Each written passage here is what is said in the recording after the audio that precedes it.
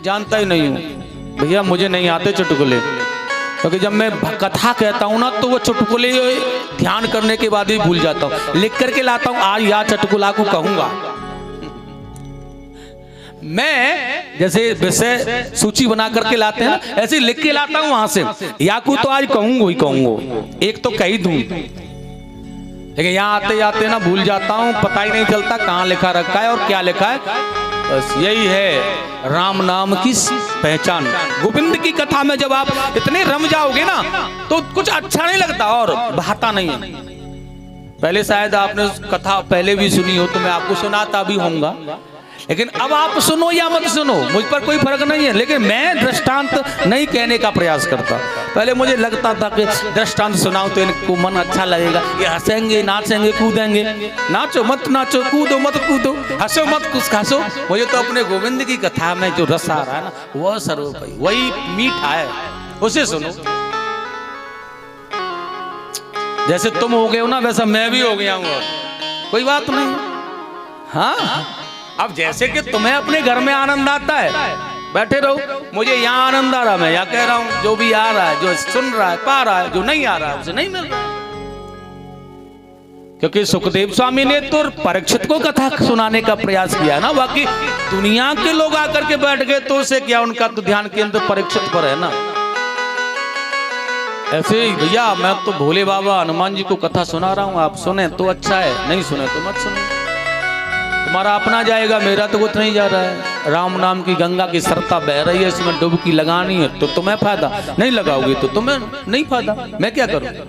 मैं तो बहुत प्रयास कर रहा हूं, बुलाने का प्रयास करता हूं, अब आप लोग समझ ही नहीं रहे हो तो मैं क्या करूं, मुझ पर कोई फर्क नहीं है। और आप देख भी रहे होंगे थोड़ा बदलाव, तुम में आया है तो मुझ में भी आ गया है। समय के अनुसार बदल भी जाना चाहिए। बोलो एक बार प्यार से राधे राधे। तो आगे देखेगा, इसी में बहुत अच्छे राजा हुए हैं, मुचकुंद हुए हैं, मानधाता हुए हैं। और देखिए इसी में आगे चल करके वो आप सुनते हैं हरिश्चंद्र जी महाराज की कथा जो आती है, वो भी इसी वंश में हुए थे हरिश्चंद्र, जिनकी कथा बड़ी अलौकिक है। अब यह समय नहीं है, कभी एक बार मौका लेकर के हनुमान जी को राम कथा सुनाएंगे। यहाँ मेरा मन अब की बारी कर रहा था, क्योंकि अभी मैं सुना करके आया हूँ राम कथा दिल्ली में, तो मेरा मन था कि आज अब की बार यहाँ भी राम कथा सुनाए। तो यह सोनू ने मन बदल दिया, नहीं नहीं इन्हें समझ में ही नहीं आएगा, इन्हें तो तुमने भागवत सुनाई है पहले से, भागवत ही सुनाओ गुरुजी। क्योंकि थोड़ा सा ये भागवत में मटक लेती हैं, राम कथा में तो मटकने ही नहीं दोगे। अब कौन मटक रहा है, इनके घोटू सबकी खराब है गे, ग्रीस खत्म है गो इनको सब। अब घोटुन में काय की प्याली पड़ेंगी, काय की ग्रीस ही ना है, खड़ो ही ना है, हो जा रहा सब ऐसे बैठ जाए जैसे कि अब का कहूं रंदन। बोलो वृंदावन बिहारी लाल की जय, जय जय श्री राधे। और देखिएगा उसके बाद में इसी वंश में हरिश्चंद्र की तो कथा मैंने आपको कई बार यहाँ सुनाई भी है और सुन भी रखी है, लेकिन उसके बाद में रोहित पुत्र हुए उनके, हरित नाम का राजा हुआ इसी वंश में। उसके बाद में सगर, अपने सगर की भी कथा सुनिए। 60,000 पुत्रों के जो पिता भगवान कपिल ने अपने नेत्र से जलाकर भस्म कर दिया था। अंशुमान और दिलीप ने बहुत तप किया। एक बात और बताऊं, आज के जमाने में अपने पूर्वजों के लिए कुछ नहीं कर पाते, कुछ भी नहीं। ये सूर्यवंश में जो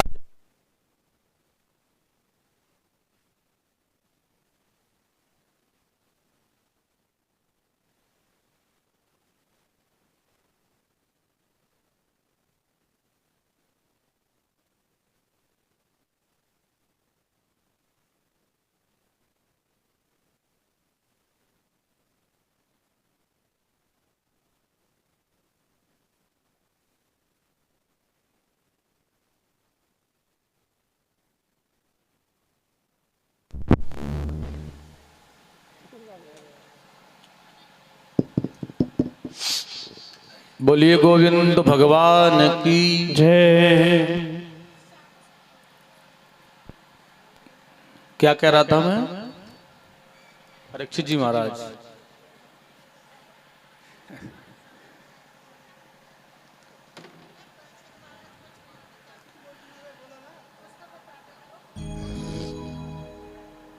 हाँ याद आया, अंशुमान और दिलीप माने पूर्वजों के विषय में बता रहा था। हम आज के जमाने में कुछ नहीं कर पा रहे हैं।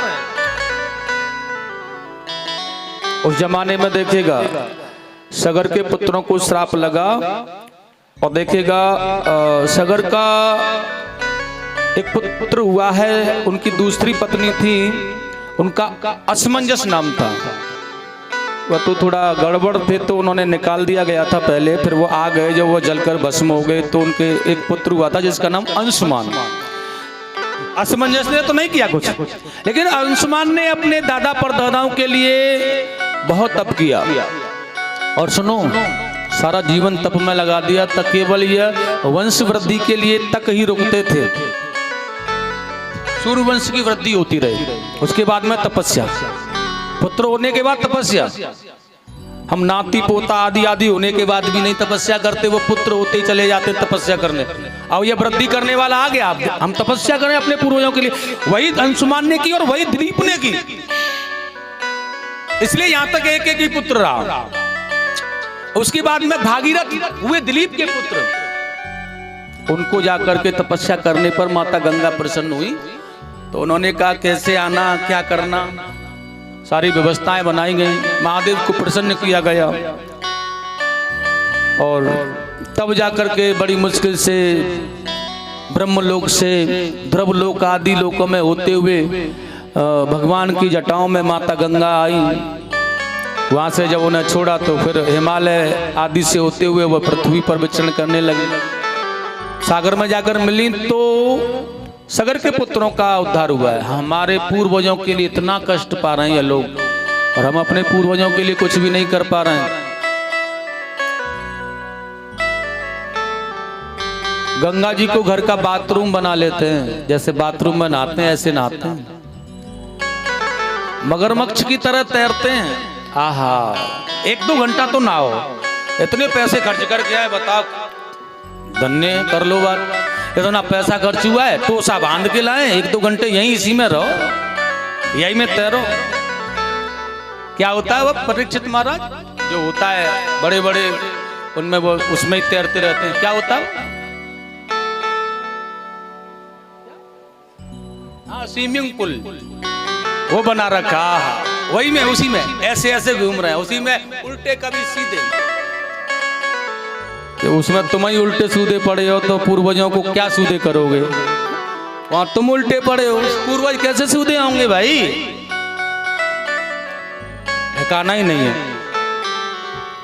देखिए, गंगा भगवान के चरणों से निकली हैं, कभी भी गंगा के जल से ठाकुर जी का अभिषेक तो करना ही नहीं चाहिए। पहली बात मैंने आपको नहीं बताया, आज बता देता हूं, शायद करते हो, भूल से हो जाता है।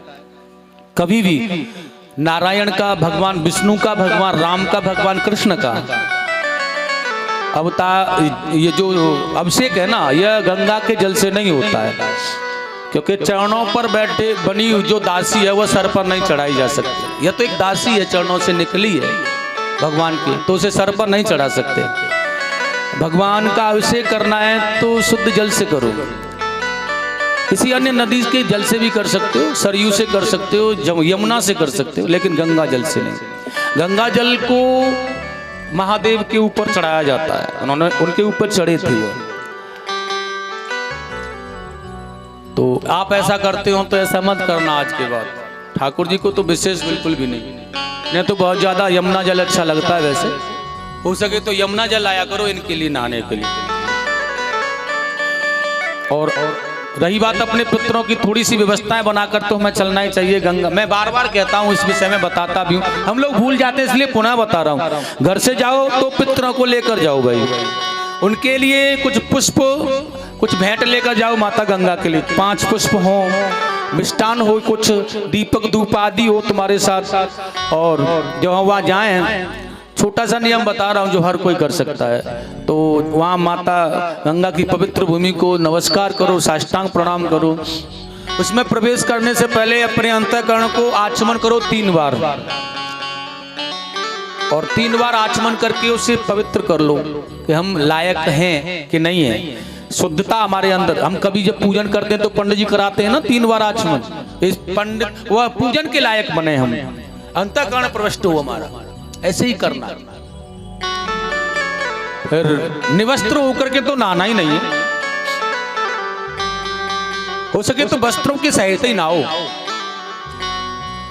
और जिधर से माता गंगा बह के आ रही है ना, उधर से ही मुंह करो उधर की तरफ और डुबकी लगाओ। 1 2 3 4 5 11 21 51 जो भी निकल के बाहर माता गंगा को श्रद्धांजलि अर्पण करो, पूर्वजों को करो, आदि आदि जो भी कुछ करना। धूप दीप नैवेद्य जो लाए हो, दूध लाए हो वह चढ़ाओ, दीप जलाओ, मिष्टान चढ़ाओ, दीपक जलाओ और उनकी श्रद्धांजलि आदि पितरों की करो, उन्हें नहलाओ धुलाओ और फिर चलो। मैंने देखा है निवस्त्र होकर नहाते हैं लोग। दूसरी बात, बड़े सुंदर टावल आदि से अपने शरीर को पोंछ लेते हैं। जो पितर जिन्हें तुम तृप्ति देने जा रहे हो ना, वह गंगा में स्नान कैसे करते हैं और गंगा जल को पीकर कैसे तृप्त होते हैं पता है? मैंने बता रखा है, वैसे आपको याद नहीं होगा। वो हमारे कंधों से गिरने वाला जो जल होता है ना, उसे पीकर के तृप्त होकर के मुक्त होते हैं। और उसे हम पोंछ देते हैं ना कपड़े से, वो गलत होता है। कपड़े से पोंछना ही नहीं चाहिए कभी, उसे जमा रहने दो शरीर पर। जो गंगा जल की जो बूंदन होती है ना, उसे जमा रहने दो, पहुंचो ही मत उसे। ना कोई वस्त्र वहां धो, न जूते चप्पल धो, न कुल्ला आदि करो वहां, न शौच क्रियाएं करो। ये सब वर्जित है किसी भी तीर्थ में। उसे पहले ही करके जाओ। हो सके तो घर ही नहा के जाओ। आप कहें गंगा में जाके नहाएंगे, गंगा एक मंदिर है, मंदिर में बिना स्नान के नहीं जाते। समझे कि नहीं समझे? इसलिए पागल मत बनो कि गंगा में जाके नहाएंगे। यहाँ घर नहा के जाओ तब गंगा में जाओ, वहां नहाने नहीं जा रहे हो। वो घर का बाथरूम नहीं है, वहां तो दर्शन करने जा रहे हो, अपने अंतःकरण को प्रविष्ट करने जा रहे हो। इसलिए कभी भी घर से जाओ तो स्नान करके ही जाओ। ये छोटा सा नियम है, बाकी नियम तो बहुत बड़े हैं, आप नहीं कर पाओगे। ये नहीं करके देखो पहले तो देखिएगा। सगर आदि के भागीरथ के बाद इसी वंश में अनेक प्रकार के राजा हुए हैं। और देखिएगा उसकी बात में ऋतुपर्ण, आयुतायु, सिंधुदीप, सौदास, सुदास, मूलक और विश्वसह, खटवांग, दीर्घबाहु, रघु, रघुकुल रीति सदा चले आई, प्राण जाए पर बचन न जाई। रघु महाराज बहुत शक्तिशाली थे। यह रघु महाराज का चेला था रावण। ध्यान रखना चेला कैसे था। ये उनके अंदर इतना बल था कि यह उन्हें परास्त नहीं कर पाया। चेला जाकर के बना कि कमजोरी सीखूं, कमजोरी देखूं इनकी क्या है। एक बार उसने ना, रघु जी कहीं गए थे, कमजोरी देख ली थी। उनकी पत्नी थी कमजोरी, वो पार्थिव धर्म का पालन करती ना, इसलिए उन्होंने कहा इसके पार्थिव धर्म को नष्ट कर दो, रघु की सारी शक्तियां नष्ट हो जाएंगी। तो जैसे ही वो चले गए कहीं, इसने रघु जी का रूप बनाया और एकदम से अंदर प्रवेश कर गए महलों में। वृंदा के पास में जैसे आए थे भगवान, लेकिन ये समझ गई उसे देखकर रावण को। मैंने कहा अरे ओ रावण कहाँ रहे हो, यह कक्षा आपकी आने की अनुमति नहीं देता, निकलो यहाँ से। रावण ने पूछा क्या आपने कैसे पहचाना मुझे? उन्होंने कहा जब मेरे पति यहाँ आते थे ना, तो उनके मस्तक से सरयू और अयोध्या की ब्रज रज चमकती थी मुझे, वो तेरे मस्तक से नहीं आ रही है। तो यही होता है पार्थिव धर्म का पालन। क्योंकि महाराज रघु का नियम था, वो प्रतिदिन अपने अवध की सुंदर ब्रज रज को मस्तक पर चढ़ाए रखते थे हमेशा।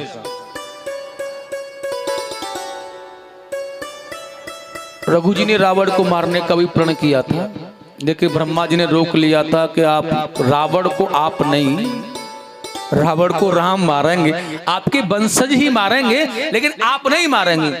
लेकिन उन्होंने वो बाण चढ़ा लिया था महाराज रावण को मारने के पहले। जब बाण तो साधारण वही होते थे, लेकिन बाण साधारण से असाधारण बन जाते थे मंत्र शक्ति से। बाण का संधान किया, मंत्र का आह्वान किया, वही शक्ति उसके अंदर प्रभावित होती थी। और उन्होंने बाण चढ़ाया रघु जी ने, और रावण का नाम लेकर के कि इसके प्राणों का हरण करना है, मंत्र का जाप किया। बाण के अंदर वो शक्ति आ गई कि रावण के प्राणों का हरण यही करेगा। ब्रह्मा जी ने रोक लिया। अब रघु जी ने कहा यही बाण उसके प्राणों को कारण करेगा, ये तो संकल्पित हो गया। उन्हें कहा इसे मुझे दे दो आप। रावण के प्राणों को कारण करने वाला जो बाण था रघु जी का, वो ब्रह्मा जी ने ले लिया। जब आपके वंशज आएंगे राम, मैं उन्हें दे दूंगा, वो मार देंगे। लेकिन रावण को पता चल गया कि ब्रह्मा जी के पास में वो बाण है। उन्होंने तपस्या की, ब्रह्मा जी को मना लिया। ने कहा पता क्या चाहिए? ने कहा वो बाण दे दो जो तुम्हारे पास रखा है। इसलिए तो भगवान के बार बार मारने पर वो नहीं मरता है। गर्दन भी काट देते हैं और हाथ भी काट देते हैं, नहीं मर पा रहा है। 31वां जो बाण छोड़ा था ना नाभि के लिए, वो अमृत वाली बात नहीं, वही हनुमान जी ने लाकर दिया था। मंदोदरी के कक्ष में रखा हुआ बाण था। राम जी को विभीषण ने बताया, तब जाकर के भगवान रावण का वध कर पाए। वही रघु जी महाराज का बाण था, जिस पर रावण के प्राणांत का समय लिख चुका था, जो राम ने छोड़ा था, जो सीधा नाभि में जाकर लगा। और उसके बाद 30 जो बाण थे उन्होंने सर और भुजाओं को काटा। रावण का प्राणांत हुआ। अनेक दिव्य कथाएं होती हैं, हरि अनंत हरि कथा अनंत, इनका कोई सार नहीं है। अनेक ग्रंथों में छिपी हुई हैं। हमारे सदग्रंथ बहुत अनेक हैं। कितने पुराण, कितने ग्रंथ, कितने उपनिषद, एक एक पुराण से कितने कितने उपनिषदों की व्याख्या की गई है। अब कौन कितने पढ़े। अब उसी वंश में दशरथ जी महाराज हुए, अज के पुत्र दशरथ। 60,000 वर्ष तक दशरथ जी ने राज्य किया। चक्रवर्ती सम्राट थे उस जमाने में। वह इंद्र के मित्र थे। जब देवराज इंद्र के यहाँ ये जाते थे ना, तो देवराज इंद्र अपने ही सिंहासन पर इसे बिठालते थे। ऐसे महान प्रतापी राजा थे। यहाँ तक इन्होंने एक बार भगवान शनिदेव से भी युद्ध किया था अपनी प्रजा के लिए। रोहिणी नक्षत्र पर आने वाले थे शनि, जिससे प्रजा को संकट होने वाला था। उन्होंने जाकर युद्ध कर लिया। प्राण जाए तो जाए, लेकिन प्रजा का हित चाहिए। अब सूर्य के पुत्र हैं शनि। सूर्य वंश में दशरथ जी का जन्म हुआ था, इसलिए उन्होंने घात तो किया, लेकिन फिर उन्होंने क्षमा भी किया। तुम मेरे वंशज हो, इसलिए मैं तुम्हें क्षमा करता हूं। तुम्हारी निष्ठा है प्रजा के प्रति। और रोहिणी नक्षत्र से हटकर के उन्होंने उनकी प्रजा का कल्याण किया। चले गए छोड़ के। अनेक कहानियां होती हैं। और 60,000 वर्ष बीतने के बाद में समय आ गया है कि उन्हें लगा, कभी एक बार सिंहासन पर बैठे थे तो मुकुट टेढ़ा था। लोगों ने देखा कि टेढ़ा मुकुट हो गया है। अब राजा से सामर्थ्य तो किसी का नहीं है कहने का। किसी सेवक ने आके हल्के से चुपके से दर्पण दिखाया। महाराज को जैसे दर्पण में दृष्टि गई, उन्होंने देखा मुकुट हल्का टेढ़ा है, देखा कि बाल भी सफेद है। अब तो तभी बाबा तुलसीदास जी ने बड़ा सुंदर कहा, यहाँ 60,000 वर्ष होने के बाद, एक बार भूपति मन माही, एक बार भूपति मन माही, एक बार भूपति मन माही, एक बार भूपति मन माही, भय गलान मोरे सुत नाही, भय गलान मोरे सुत नाही, हाँ भय गलान मोरे सुत नाही, मोरे सुत नाही। मन में भाव आया, पुत्र नहीं है, तो अब किसके पास चलना चाहिए? कोई मन में शंका आए तो गुरुजी से उसके विषय में पूछना चाहिए। क्या करें गुरुजी, इस प्रकार की कष्ट और हमारे सामने आया है, तो वो बताएं, फिर उसे करो। अच्छा कर नहीं सकते हो तो फिर मत पूछो। गुरुदेव आपको बताएं उस उपाय को, उसे करने का सामर्थ्य नहीं है तो फिर पूछो मत। यह विषय या भाव या विश्वास पहले ही कर लो। तो गुरुजी ने कहा चिंता लग रही है। हाँ गुरुजी एक बात है, बहुत ज्यादा समय नहीं बढ़ाया, एक ही प्रश्न में सारे उत्तर। आप मुझे यह बता दो, सूर्य वंश में अंतिम राजा दशरथ ही है क्या? देखो अपनी सारी चिंता का रहस्य छिपाया इस प्रश्न में, छिपाया नहीं, बताओ। अब ये नहीं कहा कि पुत्रों मेरे कैसे होंगे, क्या होगा, कहाँ क्या। मैंने कहा सूर्य वंश का अंतिम राजा दशरथ जी ही हैं, केवल दशरथ। गुरुजी समझ गए, इसे चिंता लग रही है कि मैं ही अंतिम हूं, इसके बाद कुछ होगा या नहीं होगा। इसी गुरु वशिष्ठ जी ने कहा, चिंता है बड़ी चिता से भी नर को निर्जीव बनाती है। चिंता जीवन में आ जाए तो मार ही देती है, मुर्दे को चिता जलाती है, चिंता जीते को खाती है। लग जाए बस, खाती जाती है, खाती जाती है। इसलिए चिंता छोड़ो और क्या करना है, भगवत कृपा प्राप्त करो, चिंता छोड़ दो। चिंता के को लग गए तो तुम्हें खा जाएगी, तुम चिंता को खा जाओगे। वह एक ही हल है उसका, भगवान की शरण में आने पर चिंता को खा सकते हो। और चिंता तुमने खा ली तो फिर तुम्हारा कुछ नहीं बिगाड़ पाएगी। हमें कोई खाए, हम उसको पहले से ही खा जाएं तो वो हमारा क्या बिगाड़ेगा? बताओ, बिगाड़ेगा क्या? नहीं बिगाड़ेगा। ऐसे ही करना है। उन्होंने कहा मुझे पता है तुम्हें चिंता किस बात की, इसलिए उपाय बता रहा हूं, जाकर कर लो। आप अंतिम राजा नहीं हो अवध के या सूर्यवंश के, भैया बहुत राजा होंगे अभी। इसलिए इच्छा है अगर जो पुत्रों की, तो पुत्रेष्ठ यज्ञ प्रारंभ करो। पुत्रेष्ठ यज्ञ प्रारंभ करो, पुत्रेष्ठ यज्ञ प्रारंभ करो। पाओगे राजन चार पुत्र, भगवान विष्णु का ध्यान करो। पाओगे राजन चार पुत्र, भगवान विष्णु का ध्यान करो। पाओगे राजन चार पुत्र, भगवान विष्णु का ध्यान करो। एक नहीं, चार पुत्र होंगे तुम्हारे, लेकिन करना पड़ेगा। निष्ठा, सरलता, सत्यता, धर्मयुक्त और बिल्कुल सरल। साधुओं को बुलाओ और पुत्रेष्ठ यज्ञ आंगन में करो। इसलिए उसके लिए श्रेष्ठ मुनि मैं आपको बताता हूं, श्रृंग ऋषि के पास जाओ। नंगे पांव, सम्राट होकर के दुनिया का कोई, आज के जमाने में हम नंगे पैर नहीं जा पाते हैं, कथा सुनने के लिए भी जूते चप्पल पहन के डोलेंगे जाएंगे हैं? लेकिन वह नंगे पैरों जंगल में मुनि के पास गए और देखिए 10 घोड़ों के जुते रथ को भी छोड़ दिया पैदल। एक सम्राट होने के बाद सेवक नहीं, सेनापति नहीं, सेना नायक नहीं, स्वयं। कितनी बड़ी बात है। हमें किसी को बुलाना है ना, गुरुजी को भी बुला भेजेंगे तो बुला के लाना, कह दो नहीं।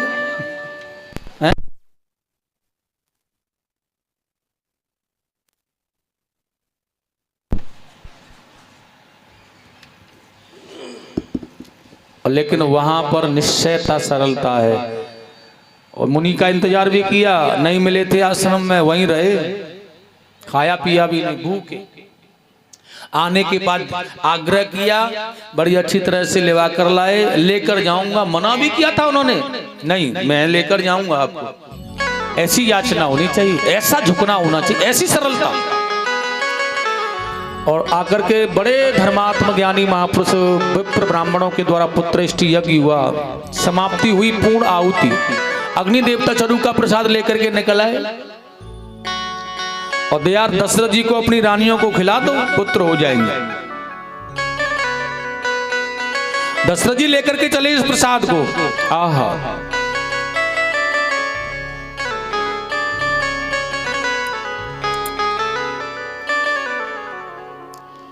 पटरानी कौशल्या जी को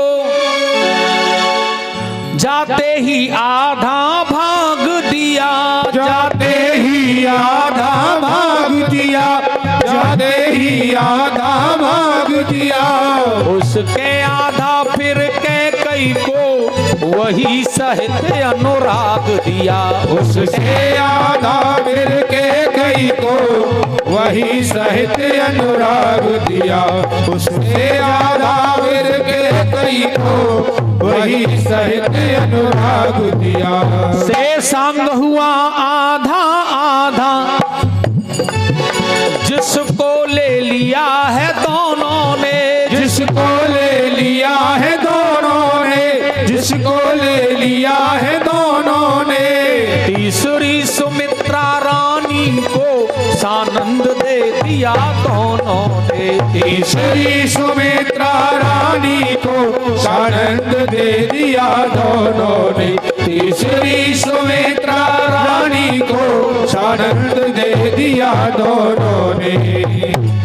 अब तो दशरथ जी ने कैकेयी कौशल्या को प्रसाद दिया और लोगों ने कहा सुमित्रा को भी प्रसाद था, तो उसे एक चील पंछी लेकर उड़ गया था, उसके मुंह दौड़ के आया, वह उठाया प्रसाद, मुंह में दबाया, चला गया।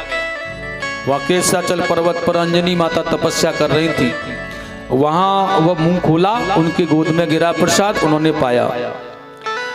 तो यहां खाली था हाथ। कुछ लोग ऐसे भी कहते हैं दशरथ जी ने दिया नहीं था ना, तो हाथ खाली है। कौशल्या जी ने देखा सुमित्रा के हाथों पर प्रसाद नहीं मिला, और कैकेयी ने भी देखा यह, ने कहा फिर क्या फायदा अपने जीवन के सत्य और सरलता का, क्योंकि हम पुत्रवती हो जाएं और यह रह जाए। इसलिए अपने प्रसाद का आधा भाग निकाला कौशल्या माता ने, सुमित्रा को दे दिया। सुमित्रा जी ने मना किया, हमें पुत्र की आवश्यकता है, हमें अपने यहाँ युवराज की आवश्यकता है, पुत्रों की आवश्यकता है, गड़बड़ न हो जाए, तुम्हारे अंश रूप का भाग है, आधा मुझे दे रही हो, गड़बड़ हो गया तो क्या होगा? उन्होंने कहा जो भी होगा देखा जाएगा, लेकिन नहीं, मैं अगर पुत्रवती बनूंगी तो तू भी साथ बनेगी, नहीं तो नहीं। उसी प्रकार कैकेयी ने दूसरे हाथ पर रख दिया आधा भाग। एक बार माता कौशल्या का भाग खाया, एक बार सुमित्रा जी का दोबारा से भाग खाया, और कैकेयी का खाया। 2 बार में प्रसाद खाया था सुमित्रा जी ने, अलग अलग हाथ से, अलग अलग प्रकार से 2 बार, और दोनों बार खाने का एक संकल्प भी लिया उन्होंने, हो न हो अवश्य मेरा मन कर रहा है, ये 2 बार प्रसाद मैंने खाया है, अगर मुझे 2 पुत्र हो गए ना 2 बार प्रसाद खाने से, तो पक्का वादा करती हूँ कि मैं अपने पुत्रों को ऐसी परवरिश, ऐसी शिक्षा दूंगी, वो तुम्हारे दोनों पुत्रों की सेवा में लगे रहेंगे। कितना सुंदर, क्योंकि त्याग है यह। और देखिए सुमित्रा जी का जितना बड़ा त्याग अयोध्या में किसी का नहीं है, किसी का भी नहीं। राम राजा बने, कैकेयी ने भरत के लिए राज मांग लिया, फिर भी सुमित्रा का पुत्र भरत के साथ ही लगा हुआ है, और सुमित्रा का पुत्र राम के साथ वन में जा रहा है। अरे वनवास हुआ, राम को क्यों जाए, क्यों भेजे? हुआ पल मात्र में भेज दिया, जाओ तुम्हारी अयोध्या, तुम्हारे माता, तुम्हारे पिता, सर्वस्व तो राम है, अयोध्या चली जाएगी, क्या होगा, तुम भी जाओ। पल मात्र में कह दिया सुमित्रा जी ने। ऐसी माता कोई हो सकती है क्या?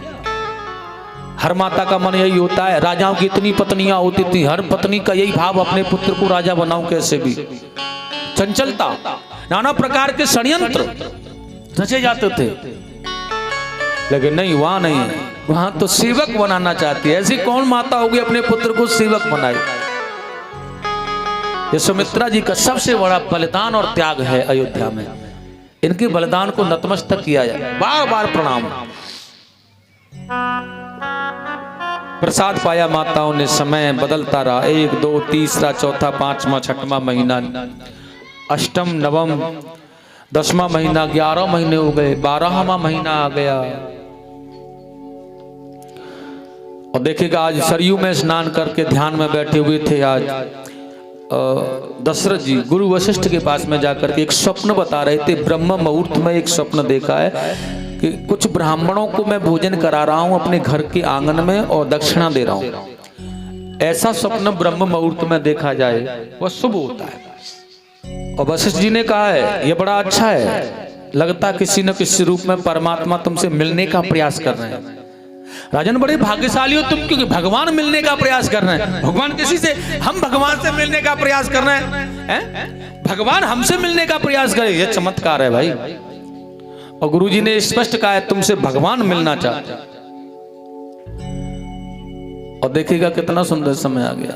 जे ही दिन राम जन्म श्रेतो गावै, जे ही दिन राम जन्म श्रुति गावे जय ही दिन राम जन्म श्रुति गावे तीरथ सकल तहाँ चले आवे तीरथ सकल तहाँ चले आवे तीरथ सकल तहाँ चले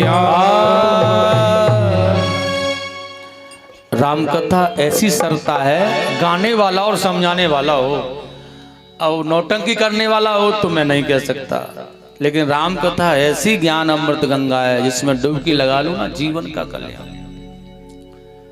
अब कोई सुनने वाला हो और कोई सुनाने वाला हो, एक एक शब्द का आनंद अलग है अपने आप में,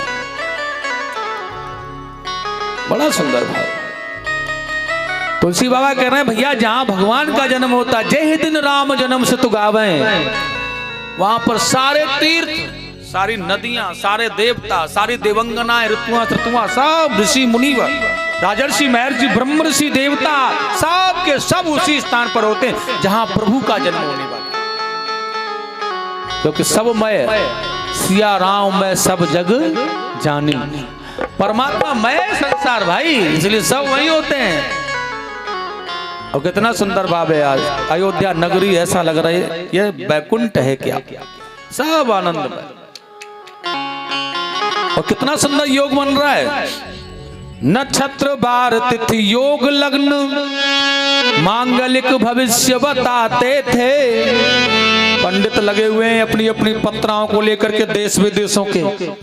दशरथ जी महाराज के सामने लगन कैसा चल रहा है, कैसा मुहूर्त चल रहा है, क्या समय आने वाला है, और सब कितना सुंदर वाणी में कह रहे हैं। छा गए विमानों पर सुरगण नभ से जयकार सुनाते थे, पुष्पों की वर्षा हो रही है, ऐसा नक्षत्र आ गया, ऐसा सुंदर समय आ गया है, देवता विमानों में चढ़कर आकाश से वर्षा कर रहे हैं फूलों की।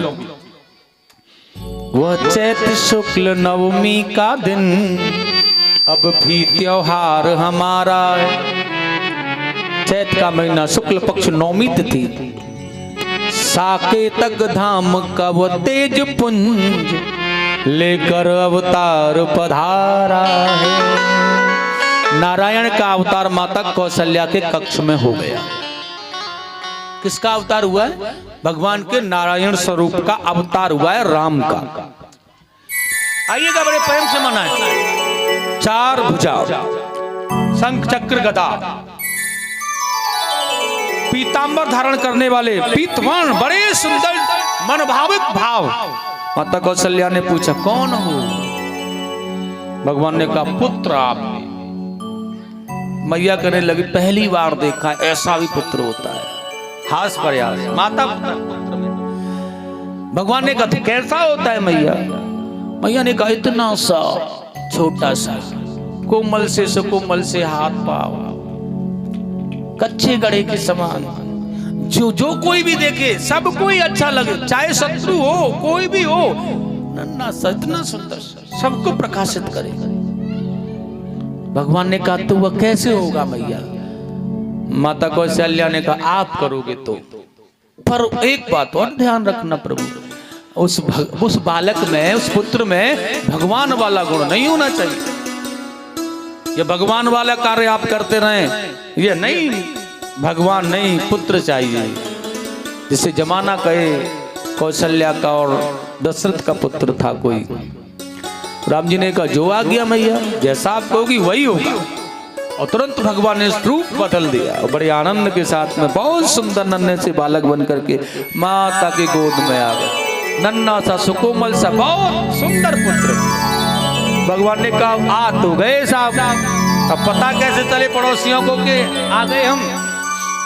बच्चा जब होता है ना, माता के गर्भ से आता, रोता क्यों पता है? उसने कहा हम आए हैं, किसी को पता नहीं चलेगा, नहीं रोएंगे तो। और किसी को पता तो चले कि हम आ गए, इसलिए रोता है वो। और जैसे ही वो रोता है ना, पड़ोसियों में खबर पहुंचती है, ओ लाला हुआ या लाली हुआ भी जानते हैं, आवाज सुनते हैं, कौन कैसी है, कान खोल के। अरे नहीं, ये तो छोरा हुआ है, छोरा की आवाज है। कैसी अद्भुत लीला है। फिर थाली बजाई जाती है, पड़ोसियों को खबर पहुंच, थाली बज गई, हाय राम चोरा है ना, ऐसे ही है ना। फिर क्या गांव को पता चल जाता है, क्यों? रोने से। भगवान ने कहा अब रोना चाहिए, और जैसे ही ब्रह्म रोया परमात्मा रोए, योग माया ने उनके रोने की ध्वनि को सारे आकाश मंडल में वितरण कर दिया, और घर घर यह सूचना पहुंच गई। ऐसा लगा जैसे पड़ोसी को लगता है, ऐसा लगा हर अयोध्या वासी को कि लाला हुआ कौशल्या के यहाँ, जल्दी चलो, और सभी के सभी भाग करके आने लगे। बड़े प्रेम से गाओ, आइए मेरे साथ। भय प्रगट कृपाला दीन दयाला कौशल्या हितकारी, हर्षित महतारी मुनि मनहारी, अद्भुत रूप विचारी।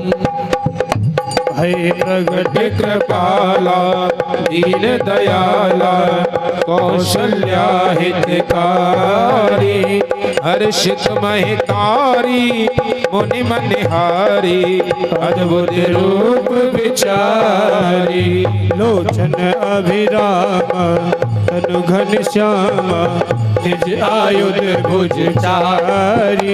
भूषण वन माला नयन विशाला, शोभा सिंधु खरा, कहे धोए कर जोरी, अस्तुति तोरी कहे विधि करो अनंता।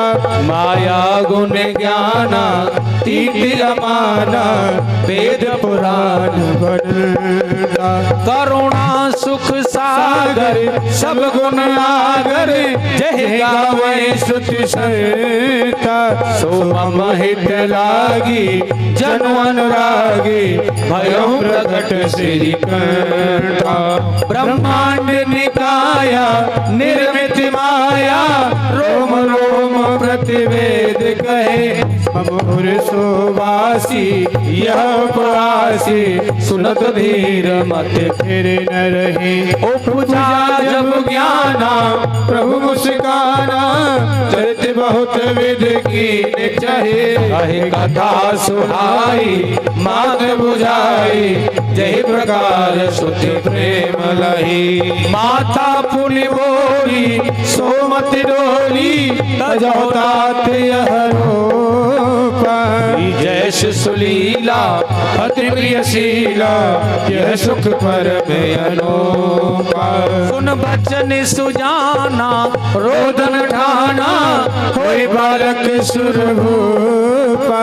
चरित जो गावै हर पद पावै, तेन परई भव कूपा। विप्रधेन सुर संत हित, लीन मनुज अवतार। निज इच्छा निर्मित तनु, माया गुण गोपाल। सियावर रामचंद्र की जय, पवन सुत हनुमान की जय। बोलो भाई सब भैयन की जय, बोलो भाई सब मैयन की जय। बड़ा आनंद।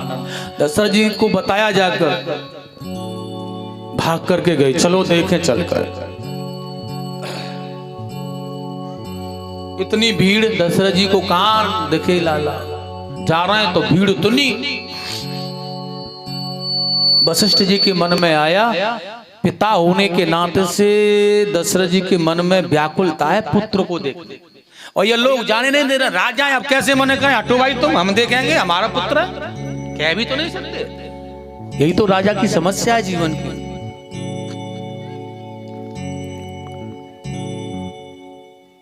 वशिष्ठ जी के मन में आया कि यह पिता उत्सुकता है इनके अंदर, और यह प्रजा इन्हें ऐसे दर्शन नहीं करने देगी भाई, तो क्या करना चाहिए।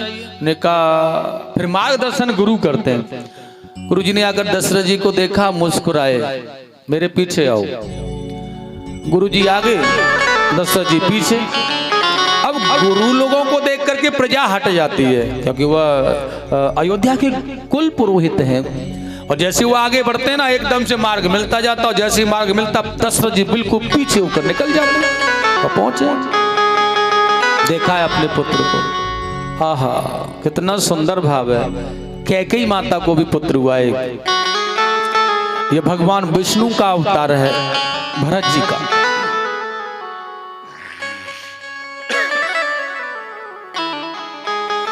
सुमित्रा जी के यहाँ 2 पुत्र हुए, एक शत्रुओं का नाश करने वाला, एक छायावर्ती वाला शेष अवतार, एक ब्रह्म का अवतार, साधना युक्त। इस प्रकार से भगवान के चारों अंश रूप आकर के दशरथ जी के पुत्र बन गए। और देखिएगा आज बड़ा सुंदर आनंद है, बड़ी खुशियां हैं, मंगल गीत गाए जा रहे हैं। बाबा जोगी महात्मा भाट आठ ब्राह्मण कह रहे हैं दशरथ जी से हाथ लाकर याद है, भूल गए के क्या याद हो, क्या किस लिए कह रहे हैं पता है? क्योंकि दशरथ जी के जब संतान नहीं थी ना, तो उन्होंने बहुत मिन्नतें कर रखी थी, बाबा हम ये कराएंगे, बाबा हम वो कराएंगे, वहां जाएंगे, हनुमान जी हम ऐसा करेंगे, भोले बाबा हम ऐसा करेंगे। तो उन्होंने कहा सब याद है कि भूल गए? दशरथ जी ने कहा पूरा याद है, सब होगा। और वही उत्सव कितना धूमधाम से मनाया। इधर भगवान ने भी कह दिया रिद्धि सिद्धियों से, कुबेर से, यक्षों से, सबसे भैया मामला खाली नहीं रहना चाहिए, सब आ जाओ। आखिरकार मेरी माँ और मेरे पिता का दान करने का समय आया है। अरे हाय अग्नि में, हाँ अरे हाँ अग्नि में। आइए हम सभी आज 2-2 यानी कि 4 लाला तो एक बार जन्म, और फिर 1 लाला को एक बार। आज तो 5-5 लाला को जन्म होगा, बल्कि 6-6 बलदाऊ भैया और भगवान श्री कृष्ण और चारों भैया राम लक्ष्मण भरत शत्रुघ्न। तो आइए बधाई देते हैं, बोले बधाई हो। अरे कहा कंजूस पता ना, कहा करती हो गुरुजी तुमने, 17 साल बताता तुम्हें। हाँ जोर से दोनों हाथ फेंके, बोले बाबा बधाई हो, बधाई हो। आवाज ही नहीं आ रही, पता ना कहा हुआ।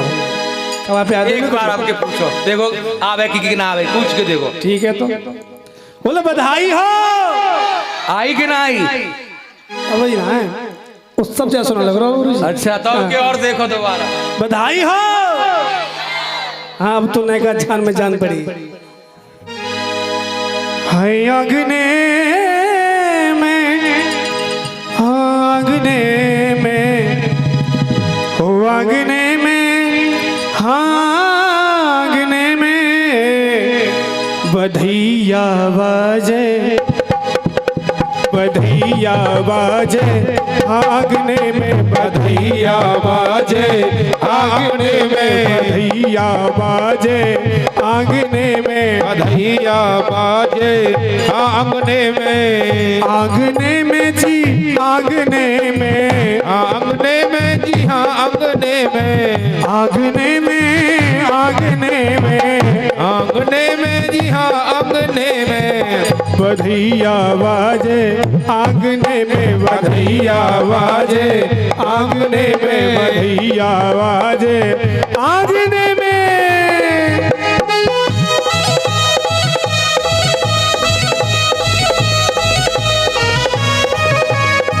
राधे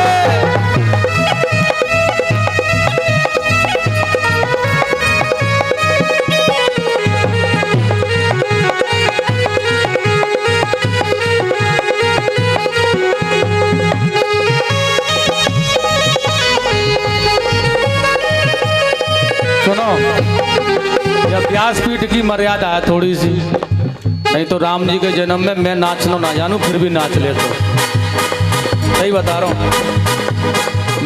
मैं उत्सव करा रहा होता, मैं नीचे होता, उत्सव आपका चल रहा होता, यहाँ नहीं होता तो मैं भी नाचता। ये लाला नाचे को देखो, धैर्य, या कि मम्मी तो ऐसी आगे बढ़ जाए सूखो पेड़। बधिया बधिया, अरे नाच ले भैया, बधिया बधिया बधिया, देख बधिया। एक बूढ़े से डोकरा बुला ला, कोई नाच लो संग, बड़े बूढ़े तो नाच रहे हैं। सुरजीत तो ये वाला तो आ जा, सुरजीत भैया आ जाओ। ये बैठ के कुछ बड़े बूढ़े बैठे हो तो नाच रहे, माटिया तुम दोनों आ जाओ, दोनों भैया भैया आ जाओ, बाबा नाती आ जा भाई। जो दशरथ जी के साथी हैं वो तो आगे कहाँ है, आ जा जल्दी, आज्ञा को पालन करें, करें ऐसा ना करें। बधिया बधिया जिनकी आंख जब भी चौड़ेंगी जब तुम नाचोगे, ये तो ऐसी बैठी रहेंगी नहीं। बधिया बधिया बधिया बधिया बाजे आंगने में, बधिया बाजे आंगने में, बधिया बाजे आंगने में।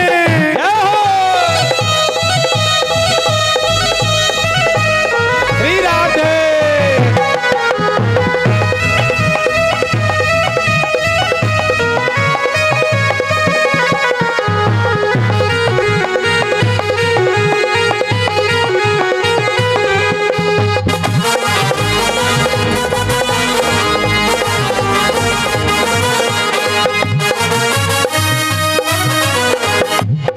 आज अवधपुरी राघव प्रगटे, आज अवधपुर राघव प्रगटे, आज अवधपुर राघव प्रगटे, आज अवधपुर राघव प्रगटे। लोग सब हैं, लोग सब, हाँ लोग सब अनुरागने में, लोग सब अनुरागने में, लोग सब अनुरागने में। बधिया बाजे आंगने में, बधिया बाजे आंगने में, बधिया बाजे आंगने में, बधिया बाजे आंगने में, आंगने में हाय आंगने में, आंगने में हाय आंगने में। बधिया बधिया बधिया बाजे आंगने में, बधिया बाजे आंगने में।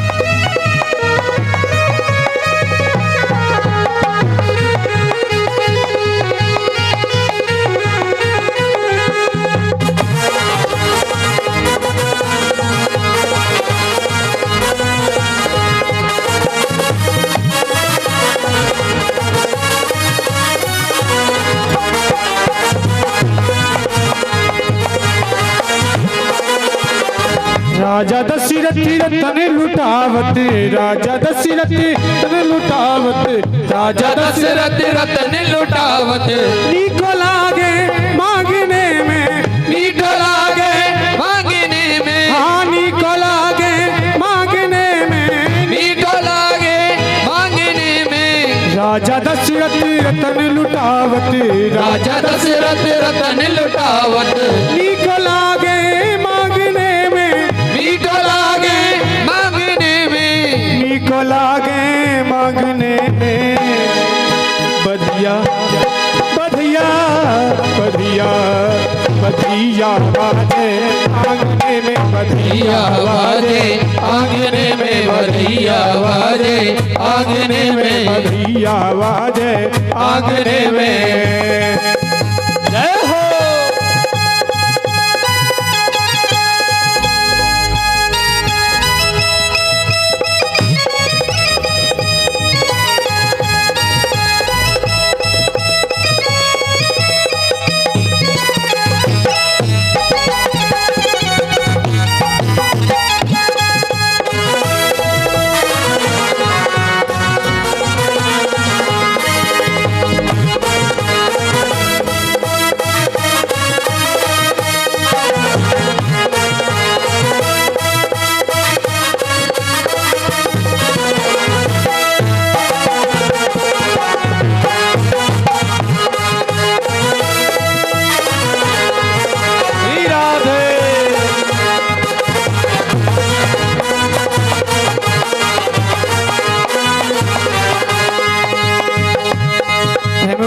मन तीनों रानी, प्रेम मुदित मन तीनों रानी, तीनों रानी तीनों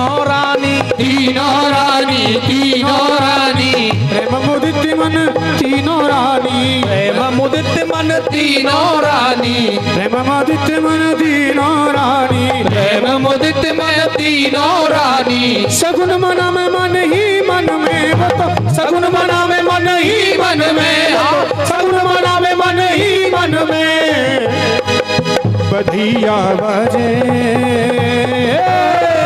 बधिया बजे आंगने में, बधिया बाजे आंगने में, बधिया बाजे आंगने में, आंगने में है आंगने में, आंगने में है आंगने में, आंगने में, आंगने में, आंगने में आंगने में, बधिया बधिया बधिया बाजे आंगने में, बधिया बाजे आंगने में, बधिया बाजे आंगने में।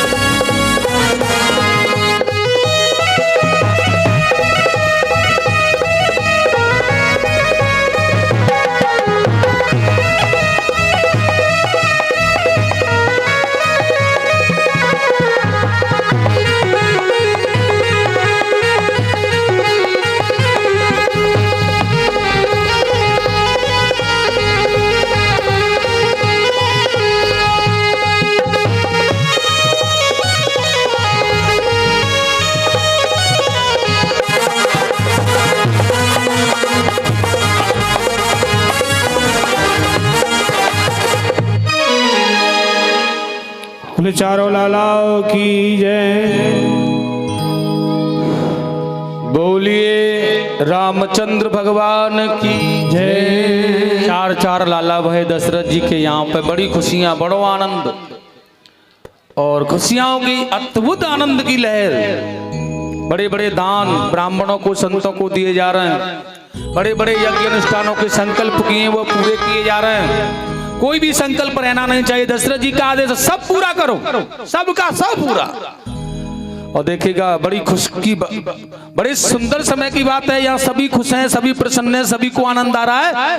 लेकिन इस जगत संसार में एक व्यक्ति दुखी था उस समय, और वह कौन था? वह था चंद्रमा। वह कैसे था? क्योंकि भगवान रवि माने सूर्य ने 1 महीने का दिन बना दिया। या तो यह समझो कि दिन रात्रि होने पर महसूस नहीं हुई अयोध्या वासियों को कब दिन आता है कब रात्रि आती है। या प्रिय मानो सूर्य वहीं खड़े रह गए, 1 महीने तक हटे ही ना। और बाबा ने तो ऐसा ही लिखा है भैया, मास दिवस कर दिवस भा मर्म न जाने को, रथ समेत रवि था के तो निशा कवन विधि हो। निशा माने रात्रि, रथ के समय तो सूर्य वहीं रुक गए तो रात्रि नहीं हो रही है। चंद्रमा परेशान दुखी भगवान के पास। ऐसे होगा क्या? भगवान ने कहा का बात है गई भैया, अरे आपको दर्शन हमें ना मिल पा रहा, बताओ कह रहे हैं का बात है गई, हम बड़े दुखी हैं। भगवान ने कहा अब की बार सूर्य वंश में अवतार लेकर आया हूं, मनमानी कर रहे हैं अपनी नारायण। अगली बार ना मैं तुम्हारे वंश में अवतार लूंगा, चंद्र वंश में तुम मनमानी करना, रात में लूंगा, कोई खतरा नहीं है, तुम ही दर्शन करना। चंद्रमा ने कहा नहीं, अब भी तो मुझे सौभाग्य प्राप्त हुआ आपका, सबको हो रहा है। तो भगवान ने कहा चिंता मत कर, नाराज मत हो, मेरा नाम होगा राम। मुझे मेरी मैया मेरे सभी मिलने वाले बड़े प्रेम से रामचंद्र बोला करेंगे। रामचंद्र। चंद्रमा ने कहा मेरा नाम और सूर्यवंश में पैदा हुए नाम मेरा, वाह बड़ा सुंदर फूल के लट्टू हो गया चंद्रमा। भगवान ने कहा कुछ और चाहिए? खुश है? चंद्रमा ने कहा अब तो 1 महीना और लगा रहे हैं, कोई फर्क नहीं है, क्योंकि नाम मेरा आपके साथ जुड़ गया है, रामचंद्र। इतना सुंदर भाव बना। और धीरे धीरे कुछ समय निकला तो देखिए नामकरण इनका हुआ है। बड़ा प्यारा नाम वशिष्ठ जी को आमंत्रित किया गया है। गुरुदेव आए, माताएं पंक्ति में बैठी हैं अपने लालाओं को लेकर, दशरथ जी बैठे हैं, सारी सामग्री है बड़े सुंदर भाव में, बड़े प्रेम से दशरथ जी ने वशिष्ठ जी को प्रणाम करके कहा मेरे पुत्रों का नामकरण करिएगा गुरुदेव। तो देखा जैसे ही भगवान कि उस अंश अवतार नारायण की ओर जो कौशल्या की गोद में, इनके नाम अनेक अनुपा, मैं नृप कहब सुमते अनुरूपा। सामर्थ्य तो कहाँ है कि इस नारायण का कोई नाम रखे, लेकिन फिर भी मैं अपनी मति के अनुसार प्रयास कर रहा हूं रखने का। जो आनंद सिंध सुख राशि, जो आनंद सिंध सुख राशि, सीकर थे तेरे लोक सुपासी, सीकर थे तेरे लोक सुपासी। सो सुख धाम राम अस नामा, सो सुख धाम राम अस नामा, अखिल लोक दायक विश्रामा, अखिल लोक दायक विश्रामा, अखिल लोक दायक विश्रामा, अखिल लोक दायक विश्रामा। आनंद समूहों का महासागर जैसे उसके अंदर से एक बिंदु प्राप्त होने पर जीवन धन्य हो जाता है। जो बहुत प्यासा व्यक्ति को एक बूंद जल मिलने पर जीवन सफल हो जाता है, इसी प्रकार आनंद कंद खान इसकी सर्व बिंदु के प्राप्त होने पर जीवात्मा तृप्त हो जाता है। ऐसा पुत्र होगा आपका, इनका नाम होगा राम। श्री दे। और ये कुछ दानदाताओं के नाम है। 500 रुपए श्रीमान वेदपाल सिंह फौजी के पुत्र विजय कुमार, 50 रुपए हिमांशी और राहुल, 100 रुपए धर्मू डॉक्टर साहब, 100 रुपए राजू के भाई भूपी के पुत्र हरित्र और कुशाग्र, 100 रुपए उदयवीर सिंह मास्टर जी माता वाले, 50 रुपए श्रीमान भोला की पुत्री गुनगुन और देवांशी कथा में दान कर रही हैं। भगवान इनकी सभी मनोकामना पूर्ण करें। जोरदार ताली से स्वागत करेंगे। बोलिए गोविंद भगवान की जय।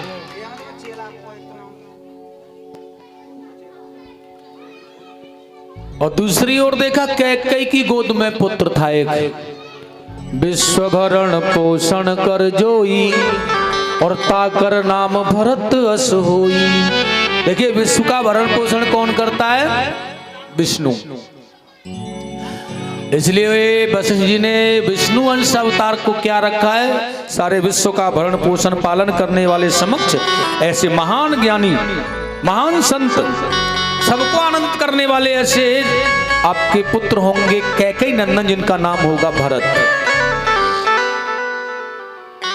जाके सुमिरन तेरे पुनासा और नाम शत्रुधन वेद प्रकाशा। अच्छा, पंक्ति कैसे चेंज कर दी बाबा ने? अब बड़े तो लक्ष्मण हैं, अब इसका नाम कैसे आ गया शत्रुधन का? पहले तो नाम किसका आना था? लक्ष्मण जी का, लेकिन शत्रुघ्न जी का कैसे आ गया पता है? ये दो मई, ये जो लक्ष्मण और शत्रुघ्न माता सुमित्रा के पुत्र थे ना, ये छोटे तो थे ही, लेकिन चंचल भी बहुत थे। इसमें लक्ष्मण बहुत चंचल थे। वैसे भी 1000 फनों वाले हैं, शेष का अवतार है, तो चंचलता ज्यादा थी, लुढ़क पुढ़क हो रहे थे। मैया की गोद में बैठे थे ना दोनों, और यहाँ कौशल्या, यहाँ कैकेयी, यहाँ सुमित्रा। और जब लुढ़क पुढ़क हो रहा है मामला ना, और बहुत चंचलता दिखाना है ना, तो कैकेयी ने देखी दृष्टि डाल करके, ये बहुत शैतान है। उसने कहा एक काम करो, अपना एक पुत्र मुझे दे दो। तो जो ज्यादा चंचल था उसे सुमित्रा जी ने अपनी गोद में रखा, और जो स्वभाव सरल था जिसका, उसे दे दिया कैकेयी को। चुपचाप बैठा है वो। तो फिर पंक्ति भेदन न किया वशिष्ठ जी ने। उन्होंने कहा कोई बात नहीं, नामकरण ही तो करना है, इसलिए भरत जी के बाद शत्रुघ्न का नाम ले लिया,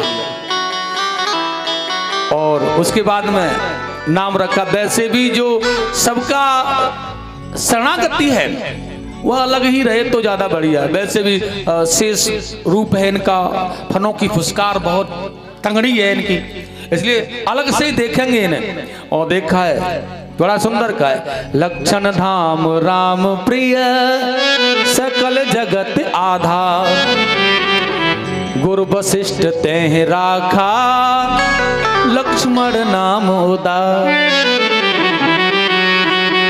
जो राम की छायावर्ती बनकर के चलने वाला है वही लक्ष्मण है। जो हर पल कभी दूर न होना चाहे, कभी हटना न चाहे उनकी सेवा से, वही लक्ष्मण है। तो देखिए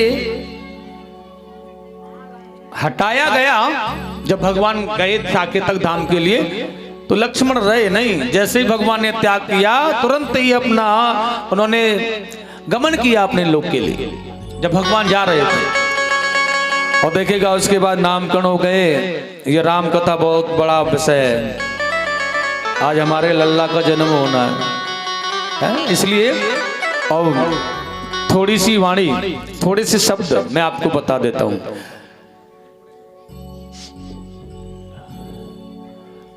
क्योंकि भगवान कन्हैया का अवतरण दिवस है आज। तो राम जी के भाइयों से तो उनका नामकरण हुआ, खेले कूदे एक साथ, गुरुकुल में जाकर विद्या अध्ययन किया, पढ़े, गुरुजी के समक्ष बहुत दृढ़ता। लौट करके शिक्षा पूरी करने के बाद आए नगर में, उसके बाद विश्वामित्र जी का आगमन हुआ, उन्हें लेकर के चले गए। ताड़का सुबाहु रजनीचर को मार दिया गया। यज्ञ की सुरक्षा विश्वामित्र जी की। उसके बाद में जनकपुर में पहुंचे। धनुष था जनकपुर में, उनका संकल्प था जनक जी का, जो धनुष को खींचेगा, प्रत्यंचा तोड़ेगा, उसी के साथ मेरी पुत्री का विवाह होगा। तो भगवान ने धनुष का भंजन किया, सीता से नाता जोड़ा।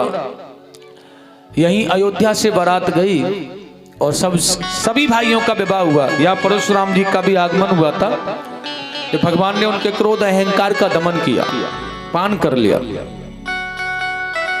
उसके बाद में देखिएगा बहुत समय तक वहां बारात की अगवानी, सुरक्षा, देखभाल हुई। लेकिन उसके बाद यह विदा लेकर के आए नगर में।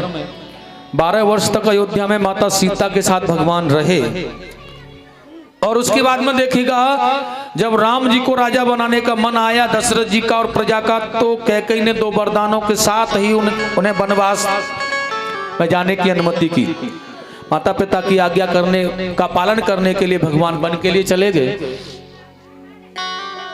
और देखिएगा वन में नगरवासी भी साथ में गए थे इनके, आप सभी जानते हो। तो वहां तमसा नदी के तट पर छोड़ करके उन्हें चले गए। निषाद से मैत्री की, सुमंत को वापस किया, केवट को बुलाया, गंगा को पार किया, भरद्वाज मुनि के आश्रम पर आए। इधर सुमंत ने जाकर दशरथ जी को सूचना दी, तो उन्होंने अपने प्राणों का हरण राम जी के साथ ही कर दिया। भरत जी को बुलाया गया, पिताजी का दाह संस्कार, दशाग्रह आदि कार्यक्रम हुए। उधर तब तक भगवान पंचवटी पर रहने लगे थे। तो यहाँ से भरत जी का जाना हुआ मिलने के लिए। और देखिए जब भरत और राम की कई सभाएं लगी, भरत जी कह रहे हैं कि मैं वन में जाऊंगा, आप राज्य करें। और राम जी भी भरत के सामने कुछ नहीं कह पाए। उन्होंने कहा क्या बताऊं, क्या कहूं, बड़ी विडंबना है, क्योंकि भरत जैसा भाई बड़ा मुश्किल होता है। गुरु वशिष्ठ जी से कहा गया आप कुछ कहो। उन्होंने कहा क्या कहें, क्या निर्णय लें। जनक जी के ऊपर रख दिया। जनक जी से कहा आप तो इनके ससुर हो दोनों भाइयों के, भाई तुम कुछ निर्णय करो, तुम्हारी पुत्री है इनकी। जनक जी ने कहा मैं इन दोनों भाइयों के प्रेम में क्या कहूं, क्या बताऊं। उन्होंने कहा भाई निर्णय जो भी हो, लेकिन सत्यता यह है कि जैसा भरत कह देंगे वैसा ही माना जाए। देखिए राम से भी सर्वोपरि भरत जी को संत बता दिया गया। और भरत जी के ऊपर जब निर्णय आया कि भरत अगर कहे कि राम लौट कर चले तो अवश्य ही राम लौट करके जाएंगे। राम जी की भाव को जान गए भरत। उन्होंने कहा ठीक है भैया, मैं आपसे एक वस्तु चाहता हूं, आप मेरा एक कार्य कर दो बस। राम जी ने कहा क्या चाहिए बताओ। उन्होंने कहा मैं अकेला तो नहीं लौट के जाऊंगा अयोध्या, इसलिए आप मुझे अपनी चरण खड़ाऊं दे दो जिनकी मैं सेवा करता रहूं। और ये प्रण लिया भरत जी ने कि मैं ये वचन लेता हूं, अगर 14 साल से ऊपर एक भी दिन चला गया आपका तो फिर निश्चित है भरत नहीं मिलेगा। राम जी को वही भय था रावण का वध करने के बाद। हनुमान जी को पहले ही भेद दिया है, गड़बड़ ना हो जाए कहीं। जब यह उसके बाद में भरत जी ने जाकर स्थापित कर दिया है अयोध्या की सिंहासन पर खड़ाऊं को।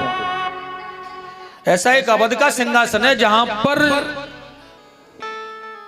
खड़ाऊं राज्य कर रहे हैं। देखिए जब भरत जी राम जी के लौटने में थोड़ी देर हुई ना तो भरत जी ने कहा एक काम करो, सरयू में कूद के प्राणांत कर देता हूं। मैंने कहा था जल्दी आना, आए नहीं। राम जी भरत जी सरयू में कूदना चाहते थे, ऐसा वाल्मीकि जी में आया है। उन्होंने कहा तुरंत ही 2 पुरुष निकल के आए और जैसे ही वो कूदे ना उन्होंने ले लिया उन्हें गोद में। क्या कर रहे हो तुम? भरत जी ने कहा तुम कौन हो, क्यों बचा रहे हो मुझे? उन लोगों ने कहा तुम्हें पता नहीं है, तुम्हारे भाई ने हमें तुम्हारी सुरक्षा के लिए भेजा है। 14 वर्ष से हम तुम्हारे साथ थे। कौन हो आप? उन्होंने कहा हम ही भगवान आपके भाई की चरण पादुकाएं हैं। तुमने तो अपने लिए अपनी सेवा के लिए मांगा था राम से, लेकिन राम जी ने तुम्हारी रक्षा के लिए हमें भेजा था।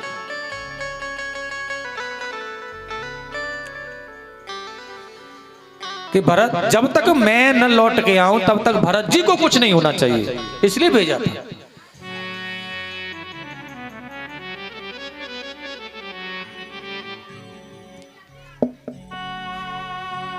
और उन्हें सरयू में कूदने से बचा लिया।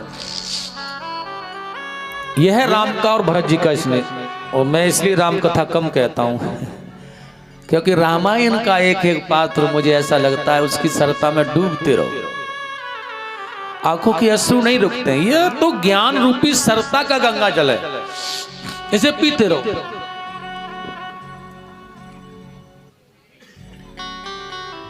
इतना सुंदर अद्भुत आनंद है। और देखिएगा बड़ा सुंदर भाव है आगे। भगवान ने अनन्य लीलाओं को किया है वन में। सुपर्णखा के नाक कानों को काटा, खरदूषण का वध किया, माता सीता को अग्नि में समादिष्ट किया। रावण के पास में गई सुपर्णखा सोने का मृग बनकर मारीच को लाया गया। सीता जिन्हें लक्ष्मण को भेजा,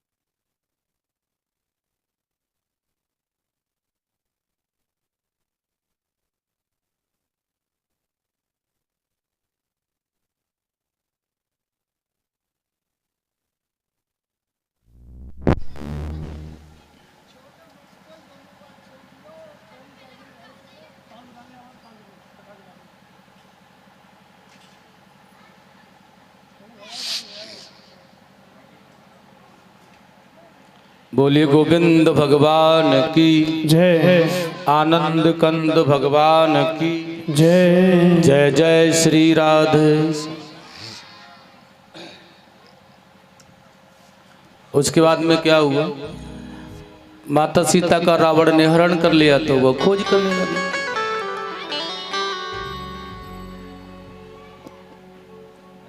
जटायु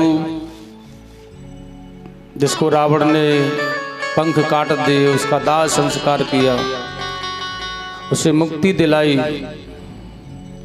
सबरी के आश्रम पर गए, भक्ति नवदा भक्ति का उन्हें ज्ञान दिया।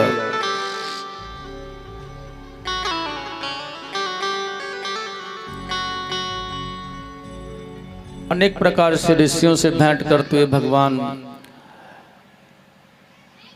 पंपा पर पहुंचे। हनुमान जी ने सुग्रीव से मित्रता कराई, भगवान ने बाली का वध किया, सुग्रीव को राजा बनाया और उसने वानरों के द्वारा खोज की सीता की।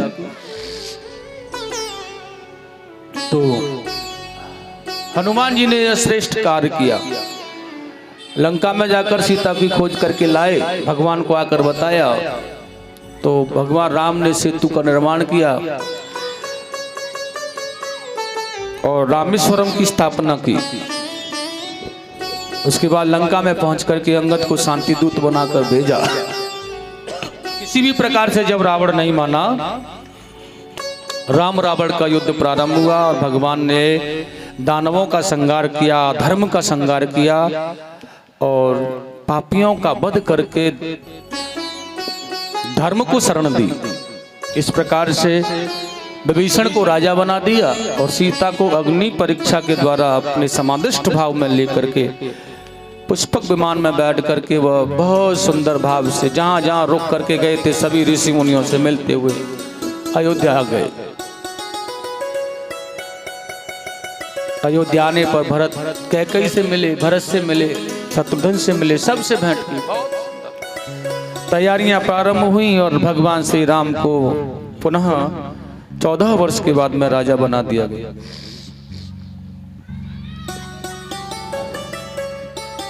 राम राज्य बैठे त्रिलोका, राम राज्य बैठे त्रिलोका, हर्षित भयो गयो सब शोका, हर्षित भयो गयो सब शोका, हर्षित भयो गयो सब शोका, हर्षित भयो गयो सब शोका। राम राज्य बैठे त्रिलोका, राम राज्य बैठे त्रिलोका। और ये 551 रुपए श्रीमान चौधरी लविश चौधरी उर्फ छोटू भैया के पुत्री और पुत्र गौरी, गुनगुन और माधव कथा में दान कर रहे हैं। भगवान इनकी सही मनोकामना पूर्ण करें। बोलिए गोविंद भगवान की जय, बोलिए सियावर रामचंद्र भगवान की जय। थोड़ा सुंदर भाव से भगवान ने अयोध्या के राजकाज को संभाला, बहुत वर्षों तक राज्य का संचाल किया। अपने भाइयों के सहित अपने सभी पुत्रों को राज्य बांट करके, भाइयों के पुत्रों को राज्य बांट करके भगवान ने अयोध्या के नगर का सेवक हनुमान जी को बना करके भगवान ने पलायन किया साकेत धाम के लिए और वह चले गए। इस प्रकार से राम कथा सूक्ष्म रूप में पूर्ण हुई। उसके बाद में देखिएगा सुखदेव जी स्वामी ने कहा है यह चतुर्थ दिवस की बेला है सप्ताह यज्ञ के हिसाब से, लेकिन आज 6वां दिन है हमारा।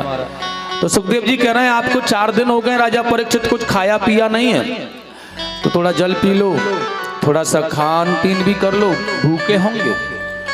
परीक्षित जी ने कहा गुरुदेव मैं आपके मुखार बंद से जो अमृत सरता का पान कर रहा हूं ना, इसके सामने दुनिया के भोग है ना, ये मुझे फीके लग रहा है। कितनी बड़ी बात है, संसार का जो भोग है ना यह फीका है। किसके सामने? आपके मुखार बिंद से झरने वाला अमृत सरता, इसे पी रहा हूं तो फिर दुनिया के भोगों की अभिलाषा नहीं है, वह सब फीके हैं इसके सामने। 4 दिन होने के बाद भी 7 दिन तक न जल पिया, न कुछ खाया, कुछ भी नहीं, एक आसन से हिले नहीं परीक्षित। तब मुक्ति मिली, तब आए थे भगवान लेने उन्हें, ऐसे ही नहीं आ गए।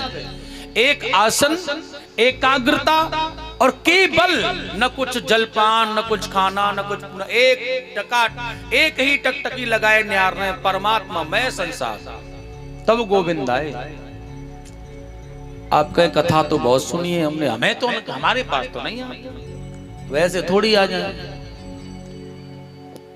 3 घंटे की कथा सुने और उसमें भी बस 2 घंटे इधर उधर मन रहता है, 1 घंटे लगे भी, ऐसे नहीं। एकाग्रता बनानी पड़ती है उसके लिए।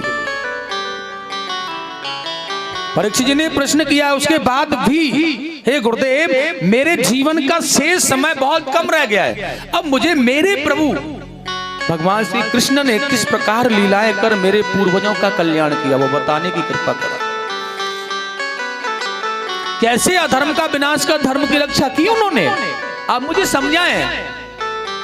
और सबसे पहले आप मुझे उनकी अवतरण की कथा सुनाएं, बाल लीलाएं सुनाएं, क्या किया था उन्होंने।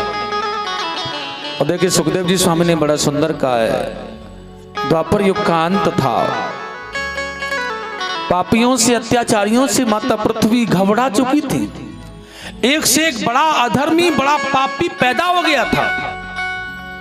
तभी माता पृथ्वी को कष्ट हुआ, देवताओं को लेकर के भगवान के धाम में गई, क्या हो रहा है भगवान। सबसे पहले धर्म की रक्षा के लिए जो गुहार की है ना, जो आवाज लगाई है ना, वो माता पृथ्वी ने लगाई है। तभी यहां भगवान नहीं मिले इनको, तो आकाशवाणी की भगवान ने, जब इन्होंने स्तुति की, देवताओं धैर्य धारण करो, मैं अवश्य ही तुम्हारे मन की इच्छा को जान गया हूं, पूरी भी करूंगा।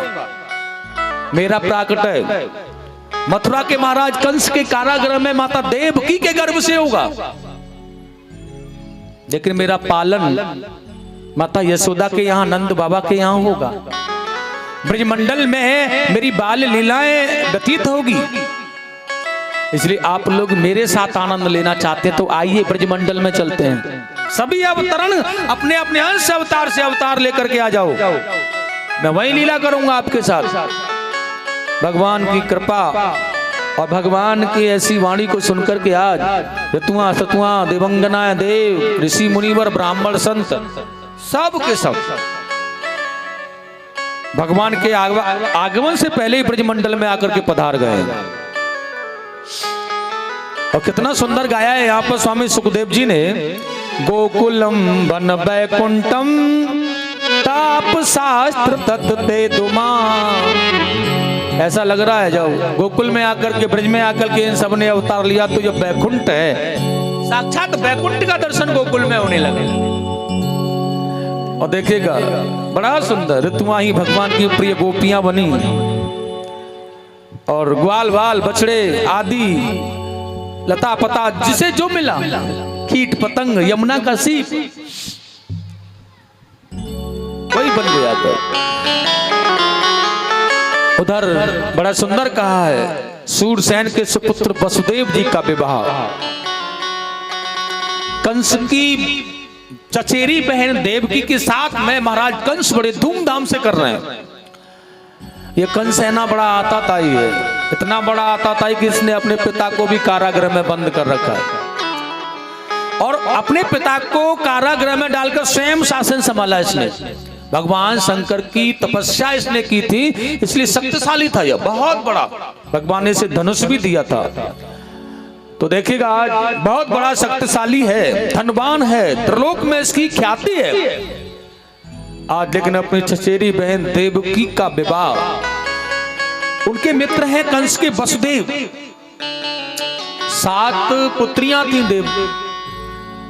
देवकी, उन सभी का विवाह देखिएगा बड़े सुंदर भाव से इन्होंने इन्हीं के साथ किया, वसुदेव जी के साथ। और आज अंतिम विवाह हो रहा है देवकी का। तो उसी समय विदा करने जा रहा था, बड़ा प्रसन्न था, तो आकाशवाणी हुई, हे राजा कंस, आप जिस बहन को इतनी श्रद्धा निष्ठा से विदा करने जा रहे हो ना, ख्याल रखना ऐसी देवकी का 8वां पुत्र तुम्हारा काल होगा। बस ये 60 लोग जितना प्यार करते हैं ना दिखाने के लिए, उतना ही कुभाव भी इनके अंदर तुरंत पैदा हो जाता है। अपने से अलावा कोई लगाव नहीं है ना, प्यार करते हैं वह ठीक है, लेकिन अपने पर आए तो प्यार खत्म हो जाता है इनका। ये 60 लोग होते हैं, और सरल व्यक्ति जो होते हैं ना, दूसरों को कष्ट नहीं देंगे, अब चाहे अपने पर आए तो चला जाए, प्राण चले जाए अपने, दूसरे को कष्ट न हो, इनके प्राण रहें दूसरा मरे। और देखेगा वही किया है, देवकी का पुत्र मुझे मारेगा तो फिर देवकी को ही मार दो ना, ना देवकी रहेगी ना पुत्र आएगा।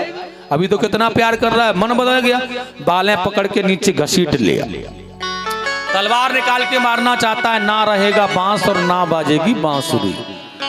देवकी मर जाएगी तो 8 पुत्र ही नहीं होंगे, संतान ही नहीं होगी।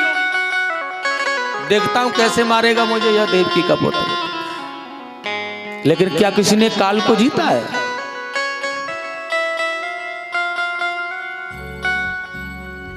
वसुदेव जी ने रोक लिया, मैं मित्र हूं आपका, विश्वास है ना? देवकी तो शत्रु नहीं है आपकी, आपका शत्रु है इसका पुत्र। मैं आपको वचन देता हूं, वादा देता हूं, देवकी के सभी पुत्र तो मैं ला करके दे दूंगा, इसलिए इसे छोड़ दो। और फिर भी अगर तुम मारना चाहते हो तो मैं मना नहीं करूंगा, लेकिन मैं मित्र होने के नाते यह समझाने का प्रयास कर रहा हूं, जो आपकी प्रीति, जो आपका गौरव, जो आपकी प्रतिभा 10 दिशाओं में फैली हुई है ना, देवताओं के पास तक वह समाप्त हो जाएगी राजन। क्योंकि एक अपनी निर्मल नारी और वो भी बहन पर प्रहार करने वाला क्षत्रिय, बताओ कैसा कायर है यह, कैसा राजा था, कैसा बलशाली था। बताओ उस पर अपराध किया जिसने, तो उसमें आपकी ख्याति 10 दिशाओं से मिट जाएगी, कोई डरेगा नहीं आपसे। आपकी ख्याति, ऐश्वर्य, धर्म सब नष्ट हो जाएगा। अब तुम्हारे ऊपर है क्या करना है। रही बात पुत्रों की, तो यह वचन देता हूं तुम्हें, सभी पुत्रों को लाकर तुम्हें दे दूंगा। वसुदेव भी बड़ी चालाकी से काम ले रहे हैं इस दुष्ट से, क्योंकि वह जानते हैं कदापि मैं युद्ध नहीं कर सकता अपनी पत्नी को बचाने के लिए, और पति वही श्रेष्ठ है जो अपनी पत्नी के धर्म को बचा पाए, उसकी रक्षा कर पाए। और कैसे रक्षा करें, बल में तो नहीं कर सकते ना, इसलिए बुद्धि से और युक्ति से की। इसलिए कह दिया कंस ने, ठीक है ले जाओ, लेकिन इसके पुत्रों को लाकर मुझे देना है। ठीक है महाराज, निगरानी में रखेंगे, कारागृह में डाल दिया।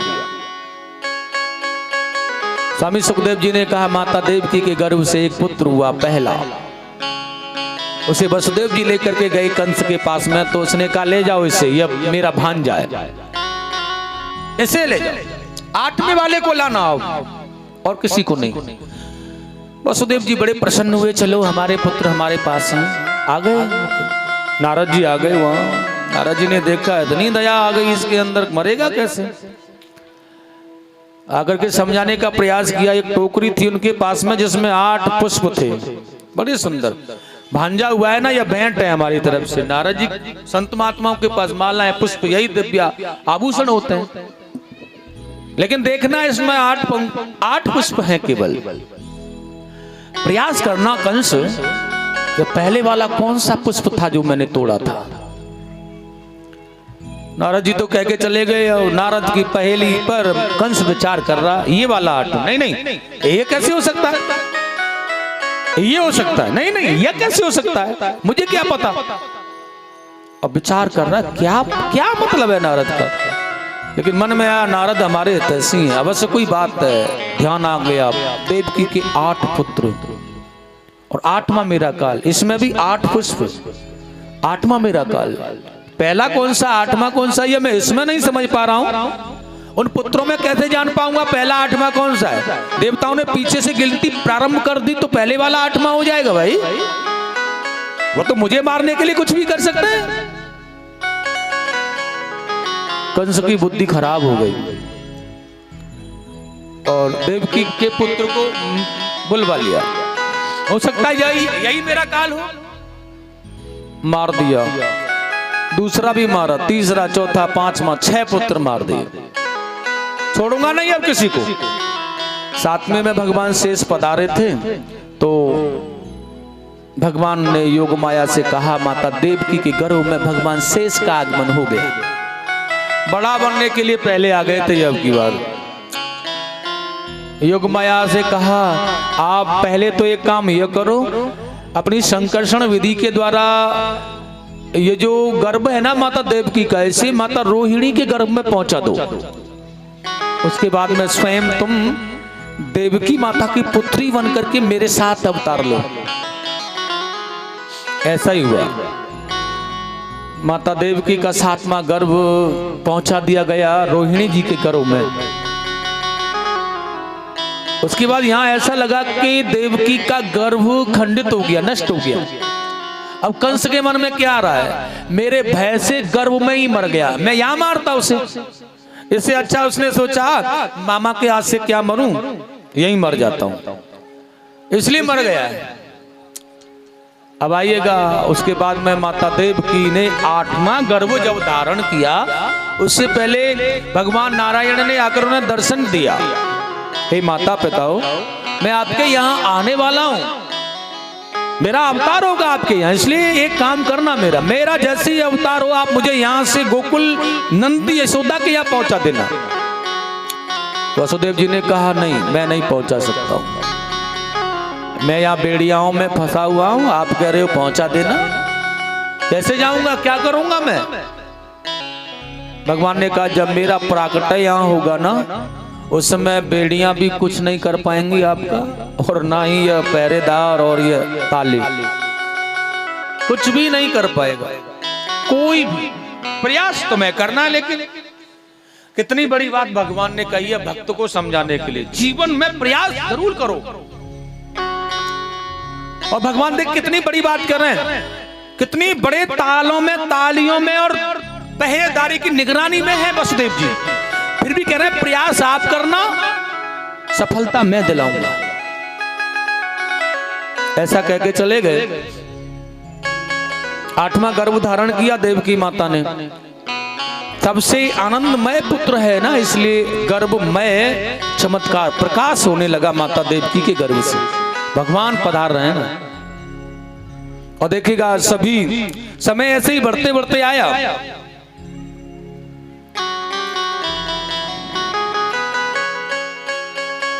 जब भगवान के प्राकट्य का समय आया है, भादों का महीना, रोहिणी नक्षत्र, अभिजित मुहूर्त, बुधवार का दिन, अष्टमी तिथि,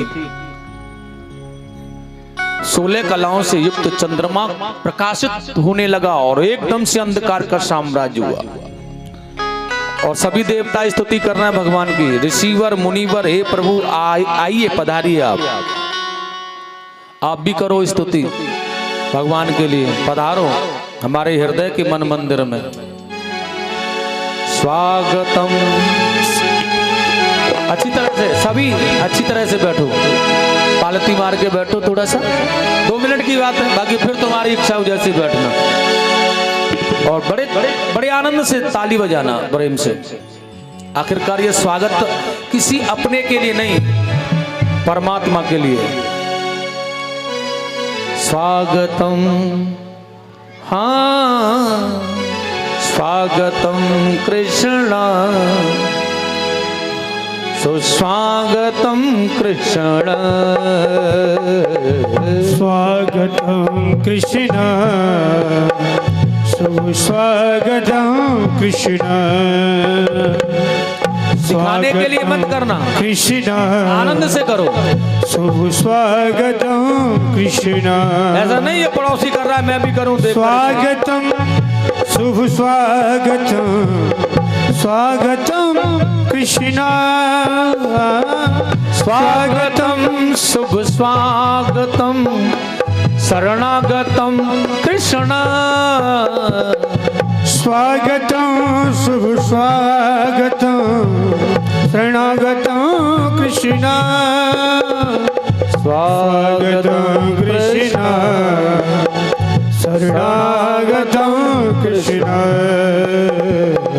स्वागतम कृष्ण, शरणागतम कृष्ण। बड़ी सुंदर स्तुति सभी कर रहे हैं, बड़ा सुंदर गा रहे हैं, देवता भी कर रहे हैं स्तुति, बड़ी सुंदर। सत्यम व्रतम सत्य परम त्रिसत्यम, सत्यस्य योनिम निहितयम च सत्य।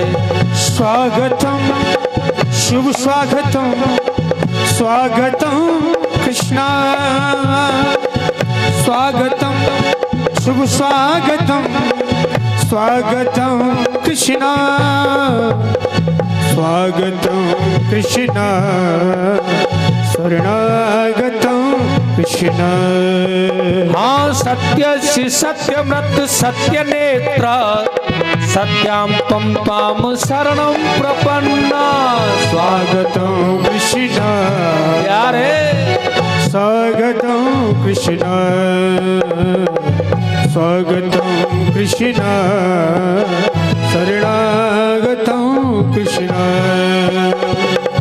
स्वागतं शुभ स्वागतं स्वागतं शुभ स्वागतं शरणागतं कृष्ण स्वागतं शुभ स्वागतं शरणागतं कृष्ण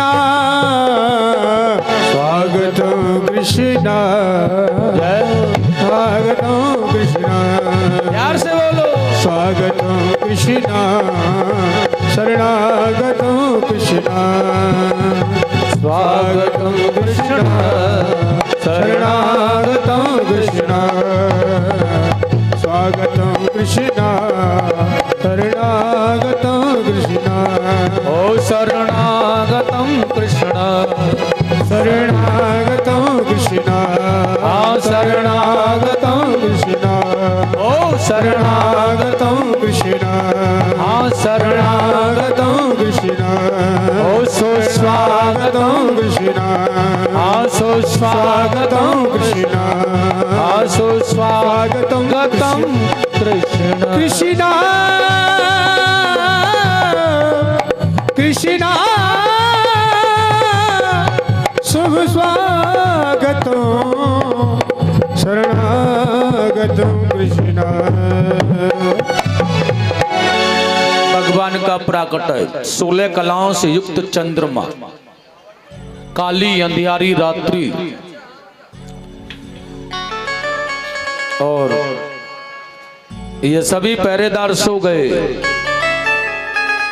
बेड़ियां खुल गई, किबाड़ें खुल गई। वसुदेव जी टूटी सी टोकरी में रख करके कन्हैया को लेकर के चल दिए। और बड़ा सुंदर भाव है सज्जनों, लेकर के यमुना में होकर के आए, थोड़ा सा मार्ग दे दो निकल जाएं। यशोदा के महल में गए, लाला को सुला दिया और वहां से एक पुत्री थी उनकी, उन्हें ले करके वहीं की वहीं लौट के आ गए।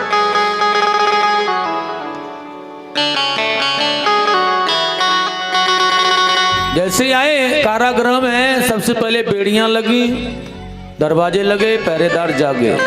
कन्या ने रोना प्रारंभ किया, पहरेदार दौड़ कर गए, कंस महाराज को जगाया, आपका काल आ गया है।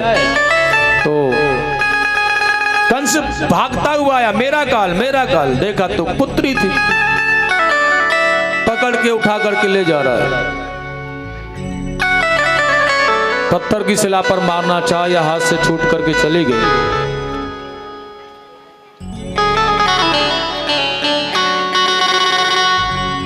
रक्त दंत का नाम था इसका, यशोदा की जो पुत्री है। और साथियों वो कह के गई है, तुम मुझे क्या मारोगे राजन, तुम्हें मारने वाला तो ब्रज में पैदा हो गया है। प्रातःकाल यहाँ हुआ, नंद बाबा यमुना में स्नान कर रहे थे। नंदा सुनंदा तो यशोदा जी की नंद थी, उन्होंने जाकर देखा लाला, भाग करके बाबा के पास में गई, अरे ओ भैया कमाल है गयो।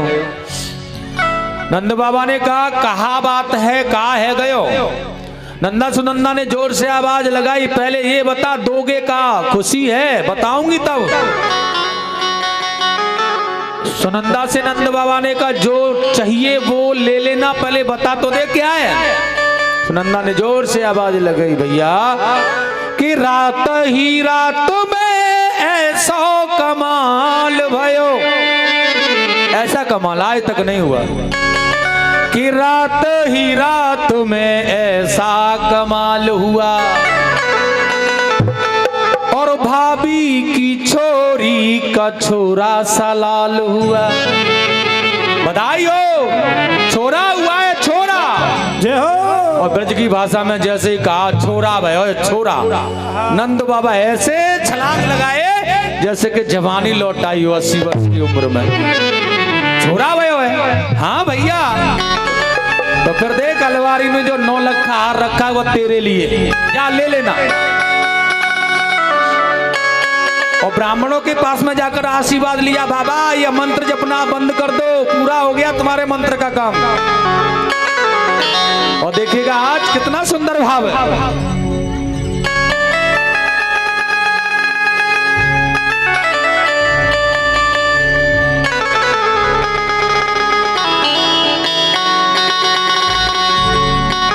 यशोदा मैया के यहाँ इस बात की खबर सबको पड़ गई कि लाला भयो है, लाला भयो है, लाला भयो।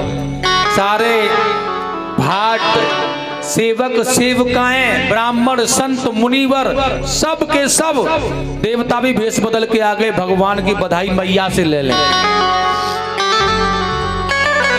बहुत सुंदर आनंद गाइएगा मेरे साथ। ओ नंद के आनंद भयो, सही कह रहे हो तू लाला, आवाज आते ना है इनके मुंह में, जोर से बोलो। नंद के आनंद भयो, नंद के आनंद भयो। क्या कह रहे हैं? पता ना क्या कह रहे हैं। जो कह रहे हैं जय हमारे लाल की, ऐसी सुनो में तो क्या बोल रहे हो तुम? भैया के लाल की? अच्छा सही है भैया, भैया के लाल की याद तो तासु आवे, क्योंकि नगद नारायण मिलेंगे ना। नंद के आनंद भयो, जय कन्हैया लाल की। नंद के आनंद भयो, जय कन्हैया लाल की। नंद के आनंद भयो, जय कन्हैया लाल की। जय कन्हैया लाल की। हाथी घोड़ा पाल की। जय कन्हैया लाल की। हाथी घोड़ा पाल की। नंद के आनंद भयो, जय कन्हैया लाल की। नंद के आनंद भयो, जय कन्हैया लाल की। बूढ़े नुकु हाथी घोड़ा, जानन को हाथी घोड़ा उड़ेन को लापसी। जानन को हाथी घोड़ा उड़ेन को लापसी। अरे जानन को हाथी घोड़ा बूढ़न को पालकी। तेरे कान जने की तरह है गोलाला, तू यहाँ रह के असर पड़ेगा गुरुजी। हाँ जैसा खाओगे अन्न वैसा होगा, तेरे दिमाग इन्हीं की तरह है गो बिल्कुल। नंद के आनंद, जय कन्हैया लाल की। नंद के आनंद भयो, जय कन्हैया लाल की। जय कन्हैया लाल की। हाथी घोड़ा पाल की। जय कन्हैया लाल की। हाथी घोड़ा पाल की। नंद के आनंद भयो, जय कन्हैया लाल की। नंद के आनंद भयो, जय कन्हैया लाल की। ज्वानन को लड्डू पेड़ा, उड़ेन को लापसी। ज्वानन को लड्डू पेड़ा, उड़ेन को लापसी। ज्वानन को तो बनाए जा रहे हैं मूंगफली डाल के और बादाम डाल के लड्डू। दुकान वाली अम्मा कहने लगी हम तो चबई ना है, हम क्या खाएंगे? उन्होंने कहा लपसी बना के तैयार कर दे, यहाँ खाओ, और ना खबे ना तो तुम्हारे यहाँ एक वो इनके यहाँ एक वो और है क्या, उसके लपसी बना के लाए करें सब खबा में। हाँ नंद के आनंद भयो, जय कन्हैया लाल की। ओ नंद के आनंद भयो, जय कन्हैया लाल की। ऐसे ना जोर दे बोला। इन बालकन को प्रसाद तभी दियो भाई सोनू, ये जोरते बोले ठीक है, बताओ जोर से बोलो लाला। अरे नंद के आनंद भयो, जय कन्हैया लाल। नंद के आनंद भयो, जय कन्हैया लाल की। नंद के आनंद भयो, जय कन्हैया लाल की। हाथी घोड़ा पाल की। ओ जय कन्हैया लाल की। हाथी घोड़ा पाल की। नंद के आनंद भयो, जय कन्हैया लाल। जय जय कन्हैया लाल की। जय जय कन्हैया लाल की।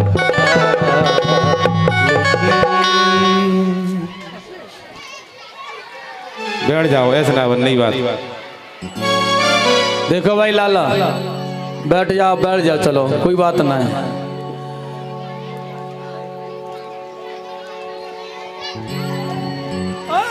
सुनो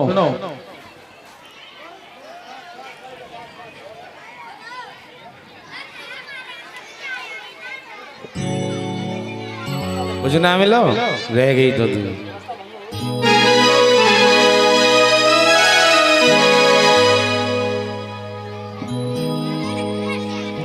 सुनो भाई, बैठ जाओ पहले, बैठ जाओ पहले, बैठ जाओ। प्रसाद लेना है। देखो खड़े है गए ना, फिर प्रसाद ना मिलना, पक्की बात है। बैठे ही जाओ, सब बैठ जाओ।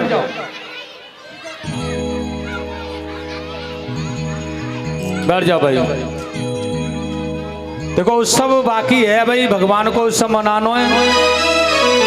और तुम्हारे 4 बजे में भी 5 मिनट की देर है भाई, चिंता मत करो।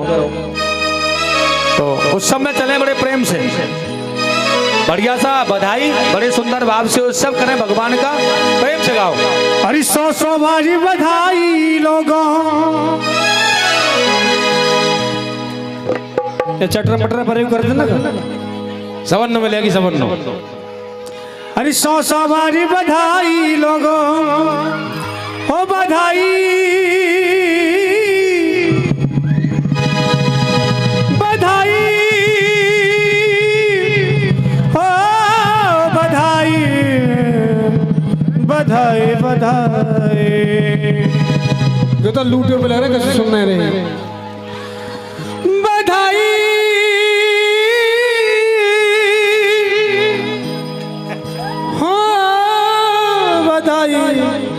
अरे बाबा लाला क्यों लिखी बधाई बधाई बधाई। अरे चटरा मटरा गुरुजी नहीं दो, पहले तो नहीं दो।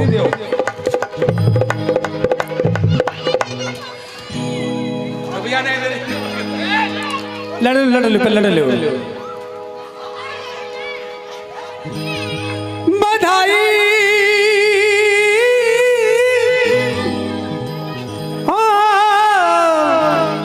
है बधाई। नहीं गुरुजी एक बात तो है, आज छठवां दिन है, बधाई आज तक काउ कमेटी में नहीं ना है, तुम्हारे जैसे चेला सब ऐसे ही है महाराज। बेचारे गरीब है लाला। एक काम करो, संग राखो पे में। ओ ले बधाई हम दे रहे हैं, तुम मत दो, ले तो बधाई हाँ बधाई, हाँ बधाई बाबा बधाई रे बधाई रे बधाई रे बधाई बधाई बधाई बधाई बधाई। 100 बारी बधाई लोगो, 100 बारी बधाई लोगो, लख लख बार बधाई।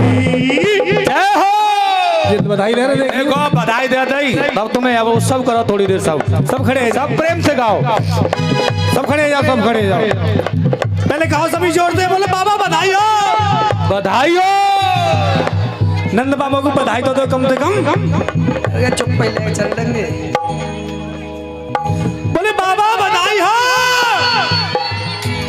नंद गुरुजी अंदे हो, लूटवे के चक्कर में रह गए भैया, नंद बाबा लुटा रहे हैं भाई। अब बंद रह जाए तभी तो समझ में आवे बधाई कहाँ है। इन्हें बस एक ही चीज दिख रही है, आगे बधाई देख ले। आ गई ठीक है, लाला दे गई गुरुजी मुंह को नहीं। अब गा जोर से। बधाई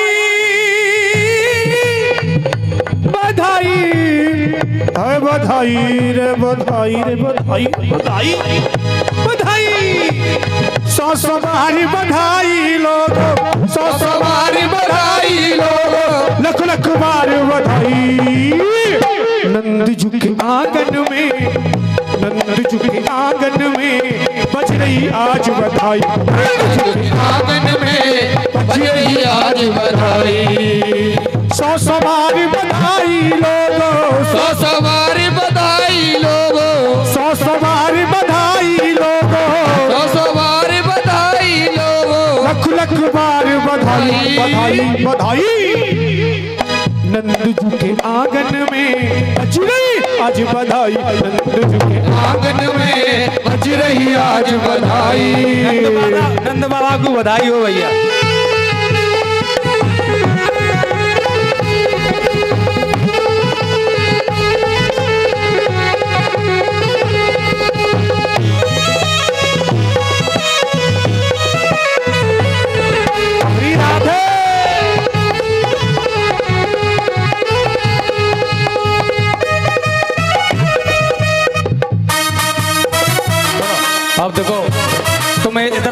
बालक बालक अभी प्रसाद नहीं देर में बैठे हो, वहाँ बैठे हो पलंग सब बैठो, बेटा तू आ जा, तुम इधर बैठो सब, मौसम बिगाड़ दो, तुम सबर रख हो।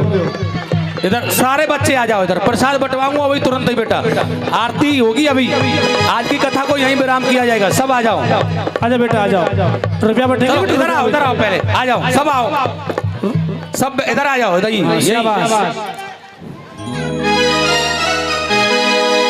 और तुम आगे आ जाओ। अब तुम अपनी जगह ले लो जल्दी आगे घर, आ जाओ आगे। बाबा को बताया था नहीं, बोले बाबा बधाई हो। बधाई हो, ये नाचते वही बधाई है, तेका ज्यादा मत जियो, चला जल्दी करे। बधाई बधाई बधाई बधाई बधाई, 100 सवार बधाई लोगो, 100 सवार बधाई लोगो, 100 सवार बधाई लोगो, 100 सवार बधाई लोगो, लख लख बार बधाई। नंद जी के आंगन में बज रही आज बधाई, आंगन में बज रही आज बधाई, नंद जी के आंगन में बज रही आज बधाई। श्री राधे।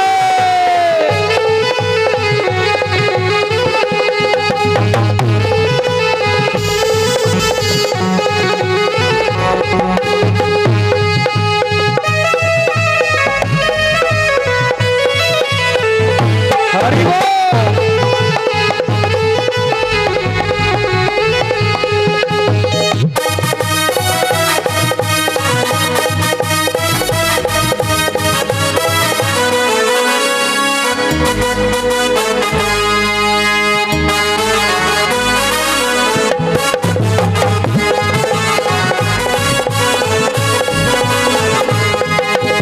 चमत्कार सा हो गया सखियों, हो गई आज बधाई, चमत्कार सा हो गया लोगो, बज रही आज बधाई, चमत्कार सा हो गया लोगो, हो गई बात निराली, चमत्कार सा हो गया लोगो, हो गई बात निराली। अरे रात ही रात में नंद बाबा की, रात ही रात में नंद बाबा की, रात ही रात में नंद बाबा की, रात ही रात में नंद बाबा की, तारी हो गई काली।